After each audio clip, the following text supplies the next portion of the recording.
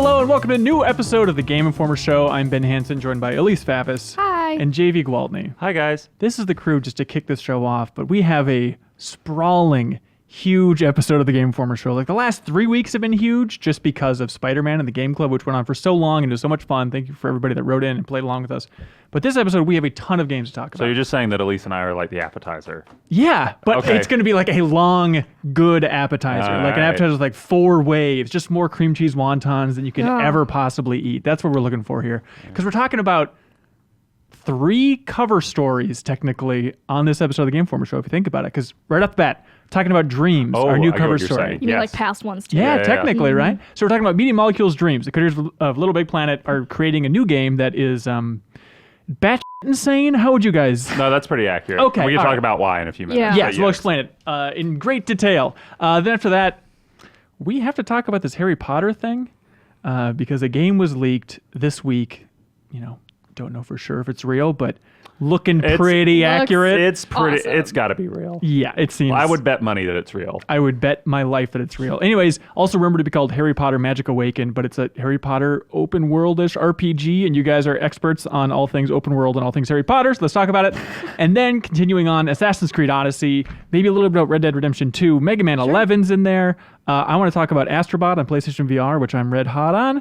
And then, you know, Fist of the North Star, maybe some other stuff towards the end. Great community emails. Then back half of the show, we have Rex Crowle, who is formerly of Media Molecule. This is like a whole Media Molecule focused episode. So Rex Crowle. He's like the creator of Tearaway, right? Yeah, so he was the director on Tearaway. He also worked on Little Big Planet. He was there since the beginning of Media Molecule in general. And before that, he was at Lionhead working on stuff like Fable. So we talked to him about branching out, making his own indie game now called Knights and Bikes, which looks fantastic. Look up a trailer for it. Like the animation and the art. in It's it. beautiful. To It's look adorable. At. It's Yeah. unbelievable. But also talk to him about just like his work at Lionhead, what he would want from a new Fable game if one was being worked on. Wink, wink. You know, talking about like choosing the music for Little Big Planet, which he did a lot of. You know, there's controversy around in that, so also touch on that. And then with Tearaway, we talk about that. I force him to say goodbye to the Vita once and for all. He has some beautiful parting words for the system, but it's a fun interview, so stay tuned for a good chat with Rex. Okay, for now, Dreams, our new cover story on Dreams. What a weird one. So we launched it on Tuesday. Has the reaction of the cover story surprised you guys at all? Yeah, I thought it was more vocal than I thought it would be.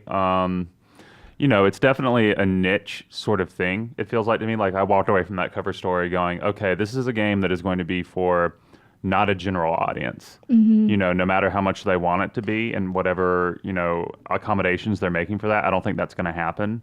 But, you know, it's still the reaction from that audience. Like it was the audience that I thought we'd get, you know, sort of the numbers and stuff, but like they're really into it in a way that I wasn't expecting. Yeah, I agree. They are more vocal than I expected. And I think our timing ended up being really good too, because I think people just started to forget about Dreams a little bit. Turns out it's been a long time that You we've all know, been thinking about it. It's in the back of everybody's mind. But It's been years now since it was revealed for the first time. And I think, you know, from that point forward, we haven't seen it in the spotlight very much at all. Right. You know, so I think our timing was great because people do have enthusiasm for this game, and then it kind of rekindles that. Okay, so I feel like we should just set the table a little bit. Dreams, PlayStation 4 exclusive from the creators of Little Big Planet. It's basically, you can make the analogy, I guess, of like the harmonics jump from Guitar Hero to Rock Band, going from Little Big Planet to Dreams, except now you're scaling the mountain and you're not, you know, playing with a rock band, you're putting on a full concert and also creating the Full stage orchestra. and doing absolutely everything. It is Yeah. an insane system of tools that also contains a short story mode in there. Yeah, as well. yeah. It's up there with like the most ambitious pitches I've ever heard. Oh, And yeah. So when we went there, I was pretty skeptical. You know, I was open to the idea. Like I had played with Little Big Planet and I was like, okay, this is a cool level creator with some limitations. Yeah. You know, and I kept those limitations in mind when, you know, they gave us the pitch because they had sort of like presented a vague version of this pitch, but they really went in on it during the trip being like, no, you can make pretty much whatever you want. The only notable exception that they said was right out, there were 2, MMOs because of player count and also FMV games in the current version. Right. So Yeah. with those things in mind, like it still seems pretty ludicrous to me that you can make, you know, any other genre in that, including like, because we listed it off to them, right? We said RTSs. Yeah. We said first-person shooters, role-playing games, obviously RPGs. local multiplayer, which they showed us. Online multiplayer is coming later, so that's Yeah. a small That's limitation right. at this point. But Yeah. that was also the big takeaway. After spending 2 days at the studio, It's like you just need to stop thinking of this as a game creation tool like Little Big Planet was, where it's like, can you make this? Can you make this? Like they got to the point where it's like, you just realize it's just a game engine. Like you would never ask, can Unity do this? Can Unreal do this? Right. I think like one of the, quotes from the machine that I really remember is like, well, it's not about, what you can or can't do. It's more about like how you do it. Yeah. How much of a pain in the ass it's going to be. Right. It's not about the limitations, but it's more about exactly how much are you willing to put into it. Yeah, I think to make what you want to make. Yeah, I think the most impressive thing I walked away from is directly related to that, because the big problem when you're developing a game isn't just like, okay, what do I develop this in, blah blah blah, or how do I develop this? Is how do I get the talent to help me fix in the areas that I can't do? So like, oh, if I'm great at design, how do I get a modeler? And so that they have the social network set up in there that sort of mimics Twitter and Twitch and YouTube to help you sort of find people who would be interested in your project to work with. That's a huge thing. It's not just a matter of the tool sets that they have in there, like, oh, you can like model things, or you can, put triggers down, which we'll talk about later. Yeah. But finding the necessary talent to help you out is a huge thing. And the way that works, it's called a persona. So you have your persona, and it's basically like a meter, a series of meters. So it's stuff like play, design, art, animation, audio, curation, and also has like current passion versus lifetime passion in theory. So it'll show like what you're especially interested in. And then you can find like, I want to find the most upvoted, highest rated artist or just composer, and then say, hey, send them a message within Dreams or on the PlayStation systems, be like, hey, can you help out with a game, please? I think that's fantastic. It's like a social media platform for collaborators and, video game creators. That's cool. That's great. Super cool. Which isn't, that's not the first of its kind, because obviously there's been like deviant art and stuff, but to have that built into the game itself, or, the game engine, whatever we're calling it, built into Dreams is a big deal. Yeah. Like there's an immediacy there. That's right, because everything is there, for sure. Okay, so if you went in skeptical, how did you leave, both of you? I left pretty excited. I still have, some issues and concerns that they didn't alleviate. In fact, the answers to the questions that they gave me sort of made them even bigger, but we can talk about those later. But mostly I'm very positive, and I'm very curious to see like what emerges from Dreams. Yeah. But I'm pretty much like a believer in that game now, and that like if you have the amount of people that you need, if you're capable of finding the talent to help you out, like the tools that are there can make you pretty much make anything. I feel like that comes to mind. Like I believe that. Yeah.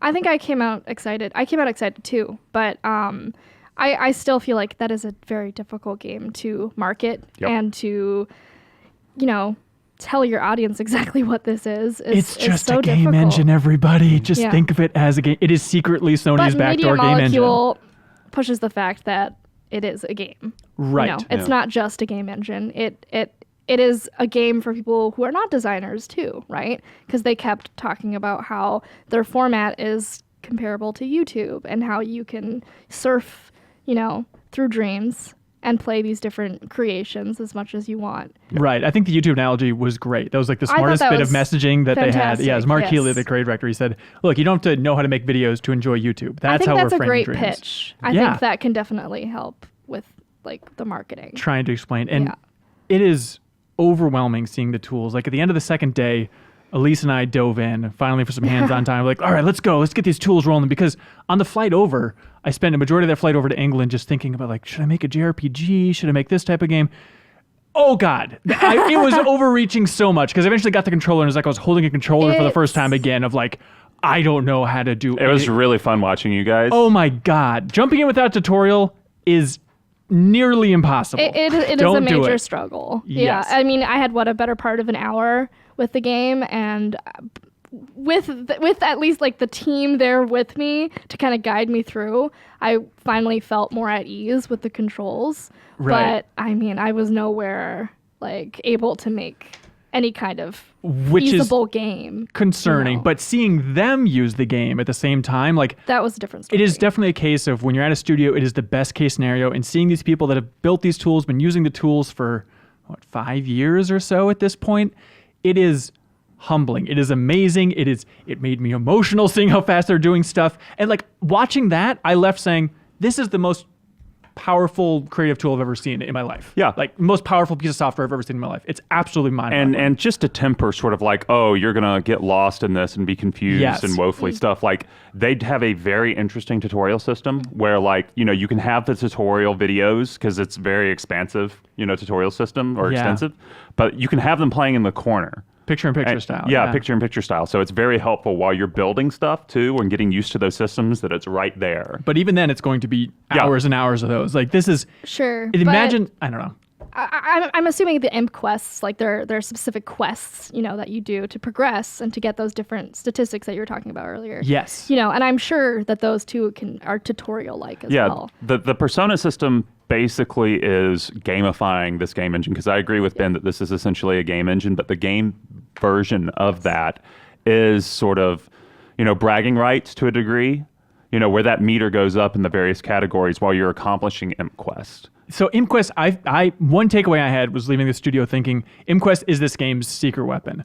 Like after especially trying to play with the tools again, without going through tutorials, so keep it in mind. But I was just so overwhelmed. But ImQuest and just having these, in theory, weekly challenges where it's going to say, hey, make a dancing hamburger, go. And then it'll rank you in the world, rank you amongst your friends, that type of thing. It's like, oh, that's a attainable goal. And I could see getting into that, especially just on the basis of sculpting or like, hey, make a metal song, go.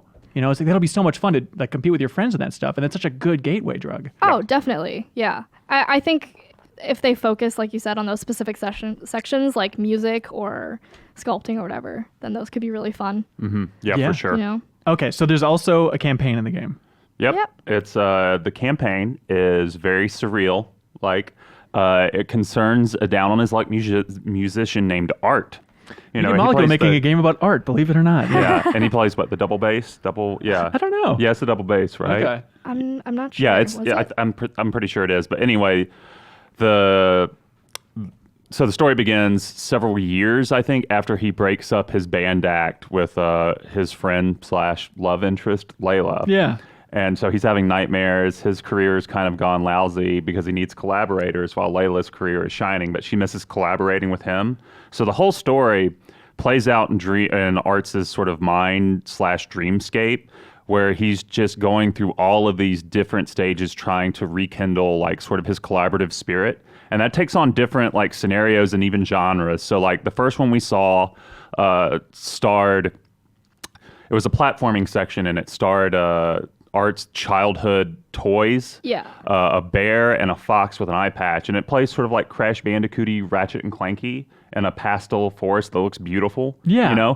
And then it switches gears after that section, and we're in some sort of like celestial train station that looks like a very fancy thing that's the setting you might see in like Kentucky Route Zero or something, where it suddenly becomes like a point and click adventure to a degree where you're like interacting with people and trying to solve puzzles and stuff. And then later on, we saw this when we were walking around. We got a over-the-shoulder gameplay demonstration. We didn't get like a demo per se, but there's a racing section. So it's a story it's a story mode that's meant to show how versatile. It's them. They even described it as this, like, hey, it's just us showing off and showing what you can do in dreams. Is absolutely what Mark said. Also, huge thing to stress. I was shocked on the trip to learn that, like, it's about 2 to 3 hours long, which is a little bit shorter than I was expecting. It is short. Well, they came back after that and said, well, we're still working on it, so that it might be longer than that. But yes, it is very much, because Little Big Planet was long. Well, I guess so. Yeah, it's longer than that. Yeah. For sure. Yeah. But it is like it's supposed to be like 2 to 3 plus. Okay. Yeah. I think what's different here is that Dreams its centerpiece isn't the campaign. Right. That's not the draw. That's necessarily of what's going to bring people to Dreams. I mean, I think it's an interesting part of it, but the best part really is. I mean, if you look at our cover story, suite. There's like a sidebar and a couple of paragraphs about the story. And I think that kind of says it all. Is like so much here is like on the creative suite. From what I understood with the campaign is it's really, like you said, mostly an introduction to those different genres and kind of showcasing like what is possible with Dreams. And it did seem pretty cool, like especially the introduction. If you remember like the introduction in Little Big Planet, also cool. We're like walking by all the faces and stuff. And even the opening to this game, it starts with the big bang of creation and all was darkness and the world was created and art was born, all that fancy media molecule memorable stuff. for sure. I liked it. It's super cool. You're like tearing down a wall and working with through this, taking over different objects. Oh, It is yeah. a very good introduction to the story mode, which then is incredibly varied. I feel. Sorry, go ahead, Elise. Sorry. It's worth noting too that whole campaign was created in dreams. Yep. Yes, no BS, as they said repeatedly. This is 100%. Even when we everything in asked here. them, you're sure? Yeah. Yeah. Everything, even that cutscene, and even that how you the would just camera's sigh. angled. And Yep. I'm just like, yes. Stop asking us. Yes, dreams. I mean, that can was do like anything. a recurring thing from It's all three of us. Was Totally. like, seriously, you made this in dreams, Right. Yeah. Including our cover. Yeah, our cover. Oh yeah, the Game Game Informer Informer. cover itself. Also, like we have a video going up on Friday showing off some levels from the campaign, and then they actually jump into the edit suite to show like how the level is put together a little bit, which is super super cool. But yes, absolutely everything. Even though they talked about like how the entire game is Art's dreams, obviously. And they said that they were debating having like a moment at the end where Art wakes up and you see like the real life Art, like a live action thing. But then they said we didn't want to do it because the community wouldn't be able to do that. Yeah. Because you can't have the videos in there, so we don't want That's to cheat smart. at the very end of Yeah. the campaign, so we're not going to do it. Yeah, I feel like, and you guys obviously tell me if you disagree, but I feel like for me personally, like when we were walking around sort of the bullpen where they're designing everything, we went to the cover. We saw John, who was the artist who created the cover, working on it on his screen, and it looked 2D flat. So when we looked at it, I was like, oh, that looks neat. Very beautiful art. It's like, oh, it's probably made in Photoshop. Yeah, and then John showed that it was dreams, and not only did he show that he made it in dreams, he flipped it to show that it was 3D, and it's actually like, if you look at our cover, it's a level. It's a level that you're just seeing 2D, but it is actually a level in the game that if you turn it, you can see like in the distance the landscapes. Yes. Art on the car is actually models. It's not a drawing. It's like Right. It's unbelievable. Yeah. I mean, it's like, it's a 3D space. Like he moved it to the side and you could see all those different layers and all that. It's insane. space. And like even was cool. Kareem, the art director, who's been there since the beginning of Media Molecule, fascinating guy. And he was talking about just how popular, obviously, working in dreams is amongst the art team, believe it or not. But all the art team, more so than anybody else in the studio song, they were all using Move controllers. But Kareem even said that like, oh, it's faster than Photoshop. Like I expect concept artists to use dreams, especially at that studio, but hopefully other studios moving forward, just for quickly expressing your ideas and getting it out there. Seeing those people work with those tools, it's insane. And I would like to promote, because I feel like I was interested in dreams beforehand, but I wasn't paying enough attention. But Media Molecule is doing a lot of live streams showing off like these people with those tools, and it's absolutely incredible. The Move controllers thing, it's an option. You can also use DualShock 4. I like the part that creative director Mark Healy said that he's only using the DualShock 4 because he wants to make sure that everything feels good using that. I used the DualShock when I was messing around with it. Elise, you swung big and went for 2 Move controllers. I did. I used both of those, so I was sculpting away with both Move controllers, which was quite difficult at first. I was struggling even to just, change my perspective and move in that space. Kareem made an obstacle course for you, literally, just so you could understand like how to move around this space with those things. I got the privilege of like an in-person tutorial, with the development team, and they showed me through it. And then by the, I guess, half an hour point, I felt a lot more comfortable with being able to just navigate in that world. And I can say that sculpting with those 2 Move controllers is really fun. It feels like you've got like you're painting, you know, just the movements feel really natural. And I really enjoy just going away with that once I got, Right, the hang of it. And it's fun seeing the pros there use it as well, because you can do just weird stuff. Like if you bang the 2 Move controllers together, I believe it changes the shape of like the sculpture. Yes. So there's like moving so All fast these and little banging the controllers. gestures. And obviously it's like undo and redo, I think is on the left and right D-pad. I forget if it's the same on the Move controller as well, but just these little shorthands that just, they fly through this stuff. Yeah, we had a 45-minute interview with Kareem that was great. The art director. And I think that ties into what he said for artists was super frustrating, is like he did not like old art programs before Dream because you'd get hung up and you have to pause like halfway through doing a detail or something, because then you'd have to go like screw around with a slider or like go click a button. So being able to change, your paintbrush or whatever, your modeling tool on the go with like just from muscle memory, like I need to do this really quickly, or like banging the thing together or whatever. Yeah. Like that was, hearing it in those terms as like someone who doesn't do art, Like that was really like, oh yeah, that makes sense. I can see like how that would make things more seamless and easy to do. Yeah, and he was talking about in that interview as well, like at the start of the project, starting to build this, just the idea of, hey, how do we sculpt with like a fuzzy cube? It's something that computers very much don't want to do, to have this soft, smooth shape and kind of more hand-drawn, personalized vibe for art. But they eventually got there. But he said that early on, like there were some more technical artists in the studio that were like, we're not into this. Like we're fine. We don't need this level of tools in our next game. And then Kareem's like, yeah, but look at like your sketchbook. Like there's so much more personality in that than anything you can make in the computer. And that's what we want to tear down that barrier. And I think in theory, they've gotten to that point. Yes, I think so. I mean, we literally saw that they got to that point. Yeah. I feel like, you know, we saw working demonstrations. They mentioned that the prototypes early on, the big problem was like technically the computer couldn't handle it. Like they would make one fuzzy cube and it would crash. Right. But like we saw it working. We saw it working in edit mode. We saw it working in play mode, you know.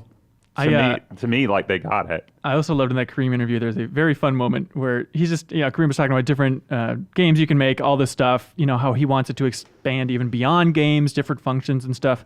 So JV, at some point you said, so you want to see games about how to fix your washing machine? And Kareem just goes, oh God, yeah. It's like, we're so into that. Like just the level of creativity from that studio. Everyone was super into like get freaky with this stuff. Instruction manual that you play through. Why not? If you can move as fast as Media Molecule can someday, totally. I mean, I asked Siobhan at one point, like, how often do you guys do you do game jam? And she said that they don't do it so much now because they're trying to get the game out the door and polished and stuff. But early on, like it was just constant game jams to push the engine and see what could be made in there. And so he had a lot of surreal stuff. Like one of my favorite ones we saw, which was one of the designers in there was working on just a simple game that had two muscular, very animated, colorful guys on a stage. And it's a flexing contest of like, can you flex it better? And it's just simple, stupid stuff like that. That of course I'm going to take 2 minutes to play that. Totally. And I think the YouTube system they have with Dream Surfing is the name of it. Is going to be super cool for finding that stuff to share with friends and play at parties. Because I can just imagine like making a playlist and just snapping through at parties. Oh, especially because so with Dream Surfing you can just serve it up, so you're jumping from different dream to different dream. You need to spend 30 seconds within the game, but then something that's really cool is because you're spending 30 seconds in each game, it's actually loading the next game underneath it. And so there's no loading. So you can just keep jumping game to game to game, different chapters of all these different games. You can set up, obviously, certain playlist ideas like I want horror games, I want this type of freaky game. Also, technically, this was like a technical deep dive, but I absolutely loved it. It was just a little aside I think Mark had, talking about technically how Dreams works and downloading levels and games and how all this stuff functions. And he pointed out something crazy, which is that like you're not storing the game up in the cloud for people to download. Like you're not storing the polygons and all the assets up there because that file size would be too huge. Technically, all that's being stored on Media Molecule and Sony's end is like the movements that you made, the edits that you made. So every time you download or play a Dreams level, it is just recreating your every movement as you created that game. That's a huge deal, too. It makes for a much smaller size, is how they described it. But just that idea of that's why it's so seamless. Yeah, it's just insane. Wow. So we've been gushing, I feel like, a fair amount. What are some concerns?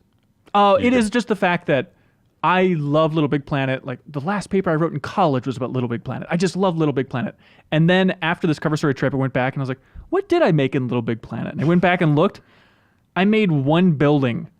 That was like a gas station, and that is where I threw in the towel. But you played like a lot of community stuff probably, right? Yeah, and I enjoyed that. And so I worry about just hitting that wall again of like, oh, I'm going to make a JRPG, this is going to be great, blah, blah, blah, like I was doing on the cover story trip, and then seeing the tools and just saying, Jesus f***ing Christ, I cannot penetrate this. But I think ImpQuest is the access point. That is key. Can I ask you a question? Yeah. A personal question? You bet. What does Ben Hansen's JRPG look like? What does that look like? Oh, God. Is it just an Earthbound, like some version of Earthbound, but you'd kiss dinosaurs or something. Who the hell knows? It would be some weird ass game. I'd be for that. Yeah. I think my major concern is, and the one that they didn't do a great job of addressing, is the legality of certain things. Okay, this is huge. That is a big issue. Like, what are you going to do? What is Sony and Media Molecule going to do when some kid in Aiken, South Carolina gets together with a bunch of his friends talented friends and they make some version of like Smash Brothers or something.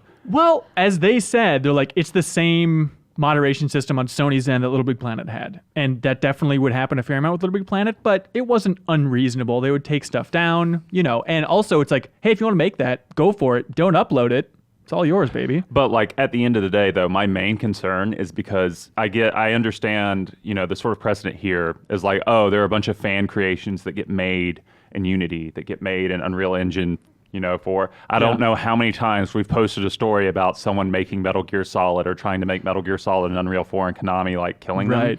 The big difference here, I feel like, is that this is a Sony-backed creation engine and they're competitors, something like Nintendo or Microsoft. Is that going to be enough for Nintendo when it, Sony's like responds with, oh yeah, we'll just take it down? I think it will be. I don't know. I'm curious. I don't think it will be. Okay. It's like, I want to see how that plays out. It'll be interesting for sure. Yeah. But like that's my concern is like copycat games and stuff. Like, how are they going to handle that? And like so much of what they said to us felt like we're leaving a huge part of moderation to our community. So like gore, stuff you don't necessarily want to see. Our community members will be tasked with taking that down. And I always get kind of nervous when you put like responsibility with community members. Reporting stuff. Did they say it was solely the community? No, not solely, but a huge But part. A part of it. Yeah, so I get nervous about that. Yeah. Yeah, I mean, it's hard to say, but I feel like they would have dealt with that too with Little Big Planet. So yeah, they have so much experience. But with that like, at this point. it's a different world too. Like, Oh I know, no, I mean, you can create anything in Dreams. That's going to be way different than the limitations of Little Big Planet. Yeah. But yeah. Also on the legal front. One of the most interesting aspects of this trip was just that slow realization, because somebody wrote in to the podcast months ago about why doesn't Sony have their in-house engine? And it's like, well, Decima's kind of getting there, but then realizing on this trip, like, oh, this is kind of the backdoor game engine for Sony. Right. But then thinking about the future, about are they going to let people, and they would love to do it. They said they're very into the idea of publishing, nothing to announce yet, and a lot of things to work out. But are they eventually going to let people sell these games that they create on the PlayStation Store under like a Dreams banner or something? And then legally, who owns it? How does that rights issue work out? It's very complicated. That's and they said, muddy waters. They said, like, that's lawyers, that's down the road. We haven't worked out the legal issues yet. All we know is we want to let people do whatever they want to do with these games. But we'll see. They sound ambitious, Yeah. and they did say that they are working with some developers already to bring some Dreams created, games to PSN. Which was a huge tease. And so I think they Yes. just said it was one external game developer working on a PlayStation VR game. PSVR. Which is an aspect we haven't even talked about. But in theory, that's going to be there at launch, PlayStation VR support. Yeah, we did not get a chance to play VR when we were there. No. But that is where this thing could be absolutely bonkers. Like, if you own a PSVR, why wouldn't you buy Dreams? In theory, it's an infinite-ish amount of like It's VR like content. Tilt brush times 1,000. Yeah. It's going to be absurd. And like Mark Healy, again, the creative director, was just telling a story about like, oh, I was messing around with it, and real quick, I just made this helicopter game. He said he made it like, I don't know, an hour or so. Made this cheap little helicopter game, and then was piloting a helicopter around in VR. And just that ability to make something that quick and have that range of feeling and emotion with PSVR, it is going to be absurd for VR. Yeah. But I think they brought it up, or somebody mentioned at some point, like, is this just going to be a bunch of like surprise vomit simulators where it's like you're walking down the hallway and then the floor drops out underneath you, F you, screw you, you're in VR, have a good time. But they said they want to take that idea from Mario Maker, where you have to complete the level in VR only Yourself. if you want to publish it. Yeah. Which is pretty smart. That Yeah. is very smart. Thank God. Yes. Yeah, I think another concern I have is that so much of the gaming audience wants an immediacy. It feels like an immediate connection or an immediate like pleasurable feedback when a game comes out. Yeah. Now, and obviously there was a lot of talk during our cover trip and a lot of excitement for Dreams based around Little Big Planet, which came out in 2008. It's a different world since then. Like, content creation, isn't a novelty. It's a thing that happens every day. It's a thing that's in our lives day in, day out, for better or for worse. Most AAA games seem to launch with a photo mode now, or something that encourages creativity and abstract creation. Yeah. In a way. So I'm curious, if the fan base will be there out of the gate and will hang on long enough for people, like a fair amount of people, to learn the tools and to work together. You know, because I feel like we won't really see Dreams' potential until like months out of the gate. That's true, but something very important there is there's going to be a beta, which they say is happening this year. We don't know when exactly. We would also love to know. Also, we would love to know the Dreams release date, everybody. Trust us, we're with you. Yep. They're not saying. But with the beta, things aren't being wiped. So in theory, right when that game comes out, there's going to be all this content created in the beta, which could be really incredible and might give it that jump start for the community. Plus, when people start getting the hang of it, I mean, we were seeing, levels created in like 2 hours. Yep. People like are going to be able to make games in a day or in hours if they want. Yeah. So I don't think it's going to take months to see, like the promise or potential of Dreams. No, I mean like the truest, like this is like, when you see crazy mods for Skyrim, that it's just like, this is a brand new fucking game that's 30 hours long. You just mean those like really impressive, expansive. Like the true, like this is what you can do with Dreams when it's pushed to its max. Okay. Okay, I think that will honestly take months. I don't think that's something like a group of people, who have never played with these tools before can do in like weeks. Oh, no, absolutely not. Yeah. It's going to be a very common thing on GameInformer.com and other gaming sites, especially just Reddit in general. Like, look what these guys made in Dreams. Look at this game. It's going to be coming up again and again. And a lot of it's going to be, hey, we remade God of War in Dreams and all that type of stuff. Yeah. But the potential, if the creative community in general grabs onto this tool set and gets their mind around it as well as Media Molecule has, good God. Like, it could be, it would be massive. so cool. Yeah. I just want to talk a minute too about how the educational value of Dreams 2 is like a game designer sort of kit. Right. In a way, like I feel like the best way to describe Dreams is as visual programming. So, for example, one of the devices and we saw in the toolkit is called a trigger. Mm-hmm. All right. And it's a field. If you imagine a force field, a green force field, you can place on the map anywhere in the level. So when someone, a player, an NPC, you can, select whoever triggers it, steps into that field, it triggers whatever else that is connected to the force field. It might be a camera, it might be a door that opens, it might be, the player just stepped in here. Could be and an explosion. their health goes to 0. Right. Yeah. So in programming, that's usually called like an if-then conditional, which functions like in English. But in programming terms where it's like, okay, if the player does this, then down the line it has this consequence. So to present that visually, it basically it's not cheating. It's not going around programming. You're still programming. You're just doing it in a visual way. Everything's visual. Even like the music in the level, it'll have a little notch that's floating out there. It's Everything's all visual. sliders. Which is a fantastic way a very clever way of approaching. That's why Right. when you open the tool set, it's kind of awe-inspiring immediately because there's so many tools, but there has to be that many tools so you can have that many options. Oh, especially like you think you can wrap your mind around, all right, sculpting, music, got it. Even that's mind-boggling. And then it's like, all right, here's the logic tool set. And that's where you just want to break down and try and pick your brain off the floor. Yeah, the logic tool set is where you go, oh, this is actually viable as a game design tool. Yes. It was interesting listening to them talk about, the possibilities of this in the education system and how they talked about Little Big Planet and how universities were using that or high schools were using it to I don't know, simulate a historical moment or something like that. Henry VIII was the example Shimon gave us. Yeah.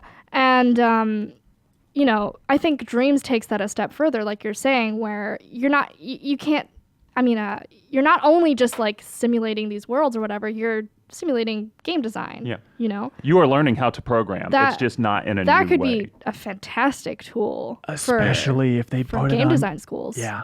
Still, my biggest thing is I want it on PC because it's awesome. The tool set is amazing, but the idea of like investing all this time into just working on something within the PS4, it's like if Sony would ever allow them to release this on PC, game over. Like that is a bank. I don't know game if I see engine. that happening. I mean, I think, I see a future where that happens. I think it depends on possible. like how game designers and react to it. Because that happened with Unreal Engine 4. People didn't think that would ever go free. Or like be open and accessible. And it's one of the most accessible engines out there in terms of like how you can get it, how you can acquire it. Totally. Yeah. So It's a waste.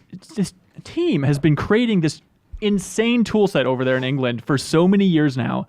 And the idea of like, if Sony could ever release that as another game engine on PC, get a cut of the profits in like a very Unreal or Epic kind of way, I can't imagine that they wouldn't go for the financial incentive down the road at some point. yeah. So I don't think it's impossible. And good God, that's what I want to see. Yeah, Well, no. yeah. I mean, I just see so many like budding designers. Obviously the payment and ownership thing is kind of bothersome right now to not have a clear answer, but just for them to be able to go to an interview and say, hey, here's my portfolio. Here's a thing I made in Dreams. I gathered this many people to make it. I worked with them day in, day out for this amount of time.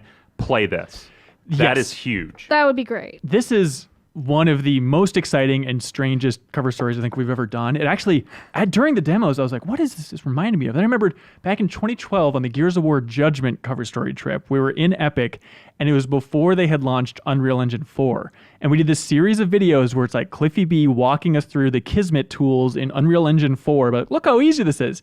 And that was basically the entire cover story this time, is walking through tools like Unreal Engine 4. Oh, yeah. And I'm sorry for listeners and viewers if you're not interested in it, but this could be so huge. And worst case scenario, that fraction of a percent of people that do make stuff for this game could be just mind-boggling. If you're not interested in the tool set itself, I think you will be interested what comes out of it. Like, Yeah, you will of course. play games. I think you will play games in like a year or so, maybe, that you really probably like a lot because of this tool set. Yes. Yeah, so I am definitely most interested to see what I can find in Dreams and like see what other people make. Totally. Yep. It is know? my most anticipated game of 2019 right now, just for the potential of it. And I'm so curious. It has to be my number one most anticipated at this point. Totally. Hey, GameInformer.com/streams. Month of content. What's coming up? What are you guys looking forward to? we've got, I mean, Elise is doing the bulk of the coverage, but I think the one I'm looking forward to most is your article on the real world applications of dreams outside of video games, just Yeah. because I'm super interested in that sector as someone who's taught and stuff. Yeah. Yeah, because they did talk quite at length about how they want architects or fashion designers and, you know, outside of the gaming industry to, you know, kind of latch on to this Yeah. as a tool set. I meant bulk of written features, sorry. Yeah, there's a fair amount of video too. So Sorry. Video, who gives a That's fine. Yeah. We did a rapid fire, which we broke the record. We have 229 questions with the co-founder of Media Molecule. It went up on Wednesday, so you can check that out on GameInformer.com or a YouTube channel there. We also have, new gameplay today going up Friday, showing off the campaign. We're going to walk through the Game Informer themed game that Media Molecule essentially made for us in 3 hours. I We love should that have thing. burned that. It is weird. It's worse We than any made snuff film. we made our own sound effects and they're terrifying. Everything's terrifying. But yeah, a lot of fun stuff coming up throughout the month. And then hopefully we'll have a podcast at the end of this month where we'll get some folks from Media Molecule on and answer your questions, because Dreams, unlimited potential. So I hope you have questions. GameInformer.com/streams, everybody. Yay. For now, I'm going to jump to community emails early, Elise, for this one. Are you ready for this? Yeah, go for This it. is Matthew from Modesto, California. He writes in and says, "Hello, GI crew. On the May 3rd show, in one of the happiest moments of my life, my letter got read on your show. I asked why there wasn't a full-price console RPG based on Harry Potter. It seemed like the perfect matchup of design and license. Well, a Warner Brothers executive must have been listening, because leaked footage of a Harry Potter RPG made its way to YouTube before being shut down.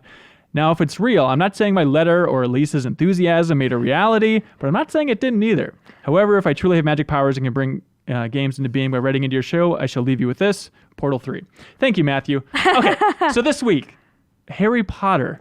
JV, you were on top of that news story. What happened? no. Walk us through this. Okay, so it's pretty funny. My partner texted me at 6:59 a.m. or something ridiculous, and it was just a video clip to, a YouTube video. The link, I believe, in the text said, "Leaked Harry Potter gameplay, Rocksteady?" And I was like, okay, because we get a load of these. If you Yeah. look on Fan YouTube. made. Your girlfriend's constantly texting us these leaked videos. Yeah. Audrey. So I watched it, hazy, not really awake, pre-coffee, and I was like, hey, this looks really good. Holy shit, those effects. What the hell is going on? And it was very clear when I was watching it, this was real. This was like a AAA production developer. So we wrote up a story. We reached out to Warner Brothers. And Elise, why don't you describe a little bit about what that game is that we saw, or whatever it is. That we saw in Totally. footage. So it's maybe like a minute and a half or so. Yeah, it's a minute, 13 seconds. And it shows Hogwarts, especially in the beginning. But you are a fifth-year student, and you get to choose from 8 different wizarding classes, which or apparently this is what the little memo says on Reddit. Yeah, and you create your character in the beginning. Create fully, your character. Yeah. You see a little bit of that customization in the Yeah. video, and it takes place in the 1800s. So Dumb question. yeah. Not a huge Yes. Harry Potter dork here. How long has Hogwarts been around? A long A time. long time. Yeah. I Centuries? can't tell Okay, you. so 1800s isn't outlandish. No, This no, isn't no, going to no, be no, no, like no. some weird prehistory version of Hogwarts. Okay. No, I No. mean, especially like Harry Potter is also filled with these family trees that just go way back. Yeah. Like, well, I'm sure we'll be seeing some ancestors of like the Malfoys or like Lestrange Totally. or Hanson, the Dumbledore. way Yeah. to think about it is the difference between the original trilogy and KOTOR. Oh, okay. Like that's But- sort of like set up. Right. But it's yeah. a good area to dive into. But it's cool. I think it's interesting because the Fantastic Beasts movie takes place in the early 1900s. Right. So this is before that as well. Smart. Yeah. And so it shows you like running through dungeons, Running fighting through- monsters. There's a bunch of spells There's on a the bunch right. of goblins and there's creatures that actually debuted in like the Fantastic Beasts movie. Oh, okay. yeah, I didn't catch that. that show up there. Like there's that one, I forget what it's called, but it's like this large kind of reptile-ish dinosaur, Okay. weird like tentacle things coming from its chin. That was from Fantastic Beasts. There's a bunch of spells, and I'm curious if you guys, Harry Potter hotshots, can tell me Yeah. what these spells do. You didn't tell us we were going there. All right. How do you pronounce this? Leviosa? Levitating. Okay, got it. Expelliarmus? That's Expelliarmus. That's the for- disarming, right? Disarming. Yeah. Oh, Dioluso? Oh, I don't know that one. All right. Loomis. That's Light. light up. Light, got it. Alohomora. That's unlocking. Alohomora. Alohomora is unlocking doors. Yeah. That's amazing, you guys. Reparo. Repair. Yep. Stupefy. That is Stun. stunning. Oh, that was like a disturbed We're thing. good. That's pretty good. Is this everything you guys wanted from the look of it? Yeah. I feel like the biggest problem with the Harry Potter universe has always been Harry Potter himself. Like, no, really. Sure. Rowling is great at creating worlds that you want to inhabit and you want to, you just want to get lost in. Harry has always been a pretty bad protagonist. He's great in the terms that, here are your eyes into this world. But as someone who's relatable and, who's going through these struggles and is interesting, there's a lot of story there dedicated to try and make him that way. Like, oh, he's an orphan. Oh, he has girl troubles, blah, blah, blah. He's just not as interesting as the world. And that's always been a problem. And all the video games up until this point, outside of the Quidditch one, it feels like, have focused on sort of regurgitating the storylines from, the main novels. So Yes. to have an expansion, an interactive expansion, an open world RPG, if this looks accurate, if this is accurate, where you create your character and you're inhabiting that universe as a new character. Tell a new Oh man, storyline listen. This is all I want from Yeah. a Harry Potter in game. life. No, this is what I want. I want to attend Hogwarts, so check. I want to make wizard friends, check. I want to attend wizarding classes, and there definitely seem to be there was potions classes, herbology. I saw on there, transfiguration. I noticed. Looked like maybe the Forbidden Forest was in there. That's not classes, but still getting to explore the Forbidden Forest and see a bunch of cool creatures. That's awesome. There's a weird Looked one where like Diagon Alley, potentially. Owls? Also an owl? An owl. It's got the soundtrack, like the great Harry Potter themes in there. And there was a section where you're fighting a bunch of goblins, and that kind of made me wonder if it was at like Gringotts Bank, maybe, because that's where a lot of goblins are. Okay. Yeah, no, that fighting system, just want to say, that looked real cool. What about it? The effects and when you break down the door and the sword goes through that goblin. Oh, right, And impales right. him, it's like, that looks amazing. Yeah. And It then when looks cool. they reconstruct the bridge, Yep. just all the effects look just as good in the game as they do in the movie. And I want like a deep, awesome magic system that doesn't feel like crap. Yeah, okay. Yeah. Like I love playing as like a mage in RPGs, but a lot of the time I just feel like that can be the worst class to play. Yeah. I mean, I feel like it'd be super easy here too. Like, oh, you gain experience, your stupendo or your stun spell, Yeah. it not only stuns them, it blows them against the wall and makes them ragdoll like crazy. Like Yeah, that just, sort of stuff. Just give me like Spider-Man's combat and Small ass. Naturally. with magic. Is it too much to ask? Acrobatic wizardry. Totally. Okay, so reading, Doable, right? just trying to figure out where this thing came from, how this worked. This is from The Verge. They wrote this up talking about how this came to be. So the person that leaked this video on Reddit, as The Verge writes, in a follow-up Reddit comment, the user posted the footage claims they were approached in a shopping mall to watch the trailer and complete a short survey for $8. Although cameras and phones were ostensibly not allowed, the company conducting the survey neglected to confiscate them, according to the Redditor. So he just filmed this with his phone, even though they said, like, don't use it. But they just didn't really care enough to yank it out of his hand. So they're going around market testing this game that is secretly in development. That's really bizarre. What? Who's going to say they don't want that? It is just going to print cash. Yeah, it's so weird because I understand that like when you have something, when it's not just a gaming studio or publisher, but when you have Warner Brothers involved, like obviously there's going to be some emphasis there on like, we need to focus test this. We need to get marketing out. But this is so stupid. Like people are going to want this no matter what, but microtransactions. It definitely cements that this is absolutely, in my opinion, like this is absolutely real. We're probably going to see more of it next month. I feel like because that looked like a rough cut trailer, and the new movie is out next month. So I'm betting that this was going to be a trailer before the movie. So you mentioned early on that the YouTube video, it said Rocksteady ? That it looked very good. It looked AAA. It didn't look Rocksteady level quality in my mind, and so my mind immediately then went to Rocksteady has already said no. That it's not really? them. Yeah. So I thought Warner Brothers Montreal. They haven't done anything since Arkham Origin. It has to be them. But people have pointed out, probably correctly, that Avalanche. This is the Disney Infinity team, which was blown up and then purchased or reassembled again by Warner Brothers in January of 2017, which wasn't that long ago, really, that they were hiring for, quote, a job listing for a writer with a deep understanding of British culture to work on an RPG with branching storytelling. Well, then. So the idea, it's Avalanche Software. It's most likely. Gotta be. But still, like, a year and a half or so to put a game that looks that good together, that seems shocking. Yeah. Yeah. I mean, like, God. I don't know. It's sad to a degree.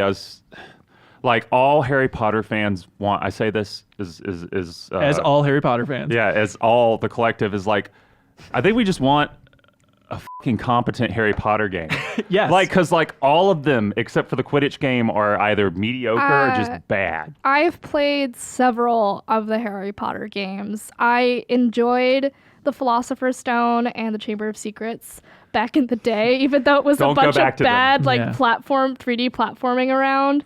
They weren't great, but it worked for the time. The Quidditch World Cup was actually a good game. It was actually a good iteration of it. I've played the Half-Blood Prince. No, I've played the Deathly Hallows Part 1 on the Wii, which was terrible. Where you have like the Wii as a wand, which sounded cool, like in concept, but like terrible in actual play. I mean, they're just generic licensed games. I think you're right. Like they focus too much on Harry Potter. Yeah. You know, I think that you said it already, but like the strength of the Harry Potter series is not the protagonist. It's that wizarding world. Totally. That's the big draw. So if we can have an open world RPG, moving away from Harry Potter and total blank slate and being able to create, come on, like your own wizard or witch, like who doesn't want that? I think if this game's done right and it's looking pretty solid from that grainy teaser we saw, I mean, I think this could be bigger than Arkham for WB. I don't think... I'm sure they've done the focus testing, but this could just be like an avalanche of sales. I mean, look at Chucklefish, with, the publisher of Stardew Valley. Yeah, that game. And that, I forget what it's called now. Is it Spellbound? That's the working still? title. Oh, okay. Yeah. Okay. Yeah. And look at the enthusiasm surrounding because that. Because they referenced Harry Potter once. They referenced Harry Potter once, and they're like, this is a... wizarding school simulation. And people go crazy over that. Yeah, people want this shit. People are really amped badly. for the next Fire Emblem game because of it's got that sort of house set up too. I just want to go to wizarding classes and make wizarding friends. We all do. So, hey, look out. It could be called Harry Potter Magic Awakened, which is a rumor that a BBC reporter tweeted out. So something like that. Maybe at the Game Awards? Yeah. I don't know. I mean, I think we'll find out soon with that movie. Like, it'd be weird not just to take my money. when they have because that just looks like a trailer. What they showed was rough cut marketing materials. Right, for sure. Before we go, JV, I have to ask you about the time where we're flying back. Okay. On the plane, and you fell on top of that guy in that bus. Wait, what? Oh yeah. I felt so bad. It was wonky physics. I was waiting for like a JV embarrassing moment to happen. Is that what's the other one? The apple? Yeah, In Germany? in Germany, we were on a train and he threw an apple up in the air and he was gonna catch it with his hand, but instead it fell on his head. Trying to be Aladdin cool guy. Yeah, we're on a bus going to the plane like on the tarmac, and the bus took a slight turn, and JV, human scarecrow, went, whoa, and fell into this old man's lap, and he was not happy about it. He looked grim as hell. He gave you like such a stink eye. I apologized like 20 times. And his friend was like, oh, he doesn't care, but he was like, He was pissed. just clenching his fist ready to slug your scrawny Sir, ass. if you happen to be out there listening to this If interview, you're I a just fan. want you to know I am so sorry. Yes. Please write into cries podcast@gameformer.com if you were that man that JV fell. Okay, for now, we got to move on. Assassin's Creed Odyssey is coming up. Do you guys want to clap out of here? What is happening? What is happening? The Animus is breaking down. Assassin's Creed Odyssey, ladies and gentlemen. Joe Juba wrote the review. He's here. Hi. And he brought some friends. For the audio listeners, I'm sorry. Here we go. We have Ben Reeves. Hello. Matt Burtz. Hello. Elise Favis. Hey. Jeff Markifava. Hey. Leo Vader. Hi. Out of the booth. Jeff Cork. Yo. Might be breaking the record for the podcast for most people on the table, but it turns out a lot of people in this office have been playing Assassin's Creed Odyssey. We've got a lot of copies early, and every day there's just pockets of discussions about this game. So let's bring all these pockets into one place, and that's the Game Informer podcast table. The cargo pants of podcasts. Joe Juba, what did you score this game? I gave it an 8.25. Great. And now, what did everybody else think about the game? Go. It's all right. Good. I give it an 8.26. Matt Burtz, what was the biggest surprise playing this game? Biggest surprise? I don't know that it's really surprising. I think, given that the games are being developed at the same time, how much of it feels like Origins is surprising. Really? Yeah, I thought there would be more tangential differences between the two. Yeah, I almost felt like, and this occurred to me like as I was talking about this last night a little bit, but that it's almost like Origins was sort of a tentative first step towards RPGs as sort of like a stopgap measure for them to get what they really wanted to do with Assassin's Creed. Which is just full-on And RPG? and that's Odyssey. Yeah. Yeah. It feels like the Terminator 2 to Origins Terminator 1.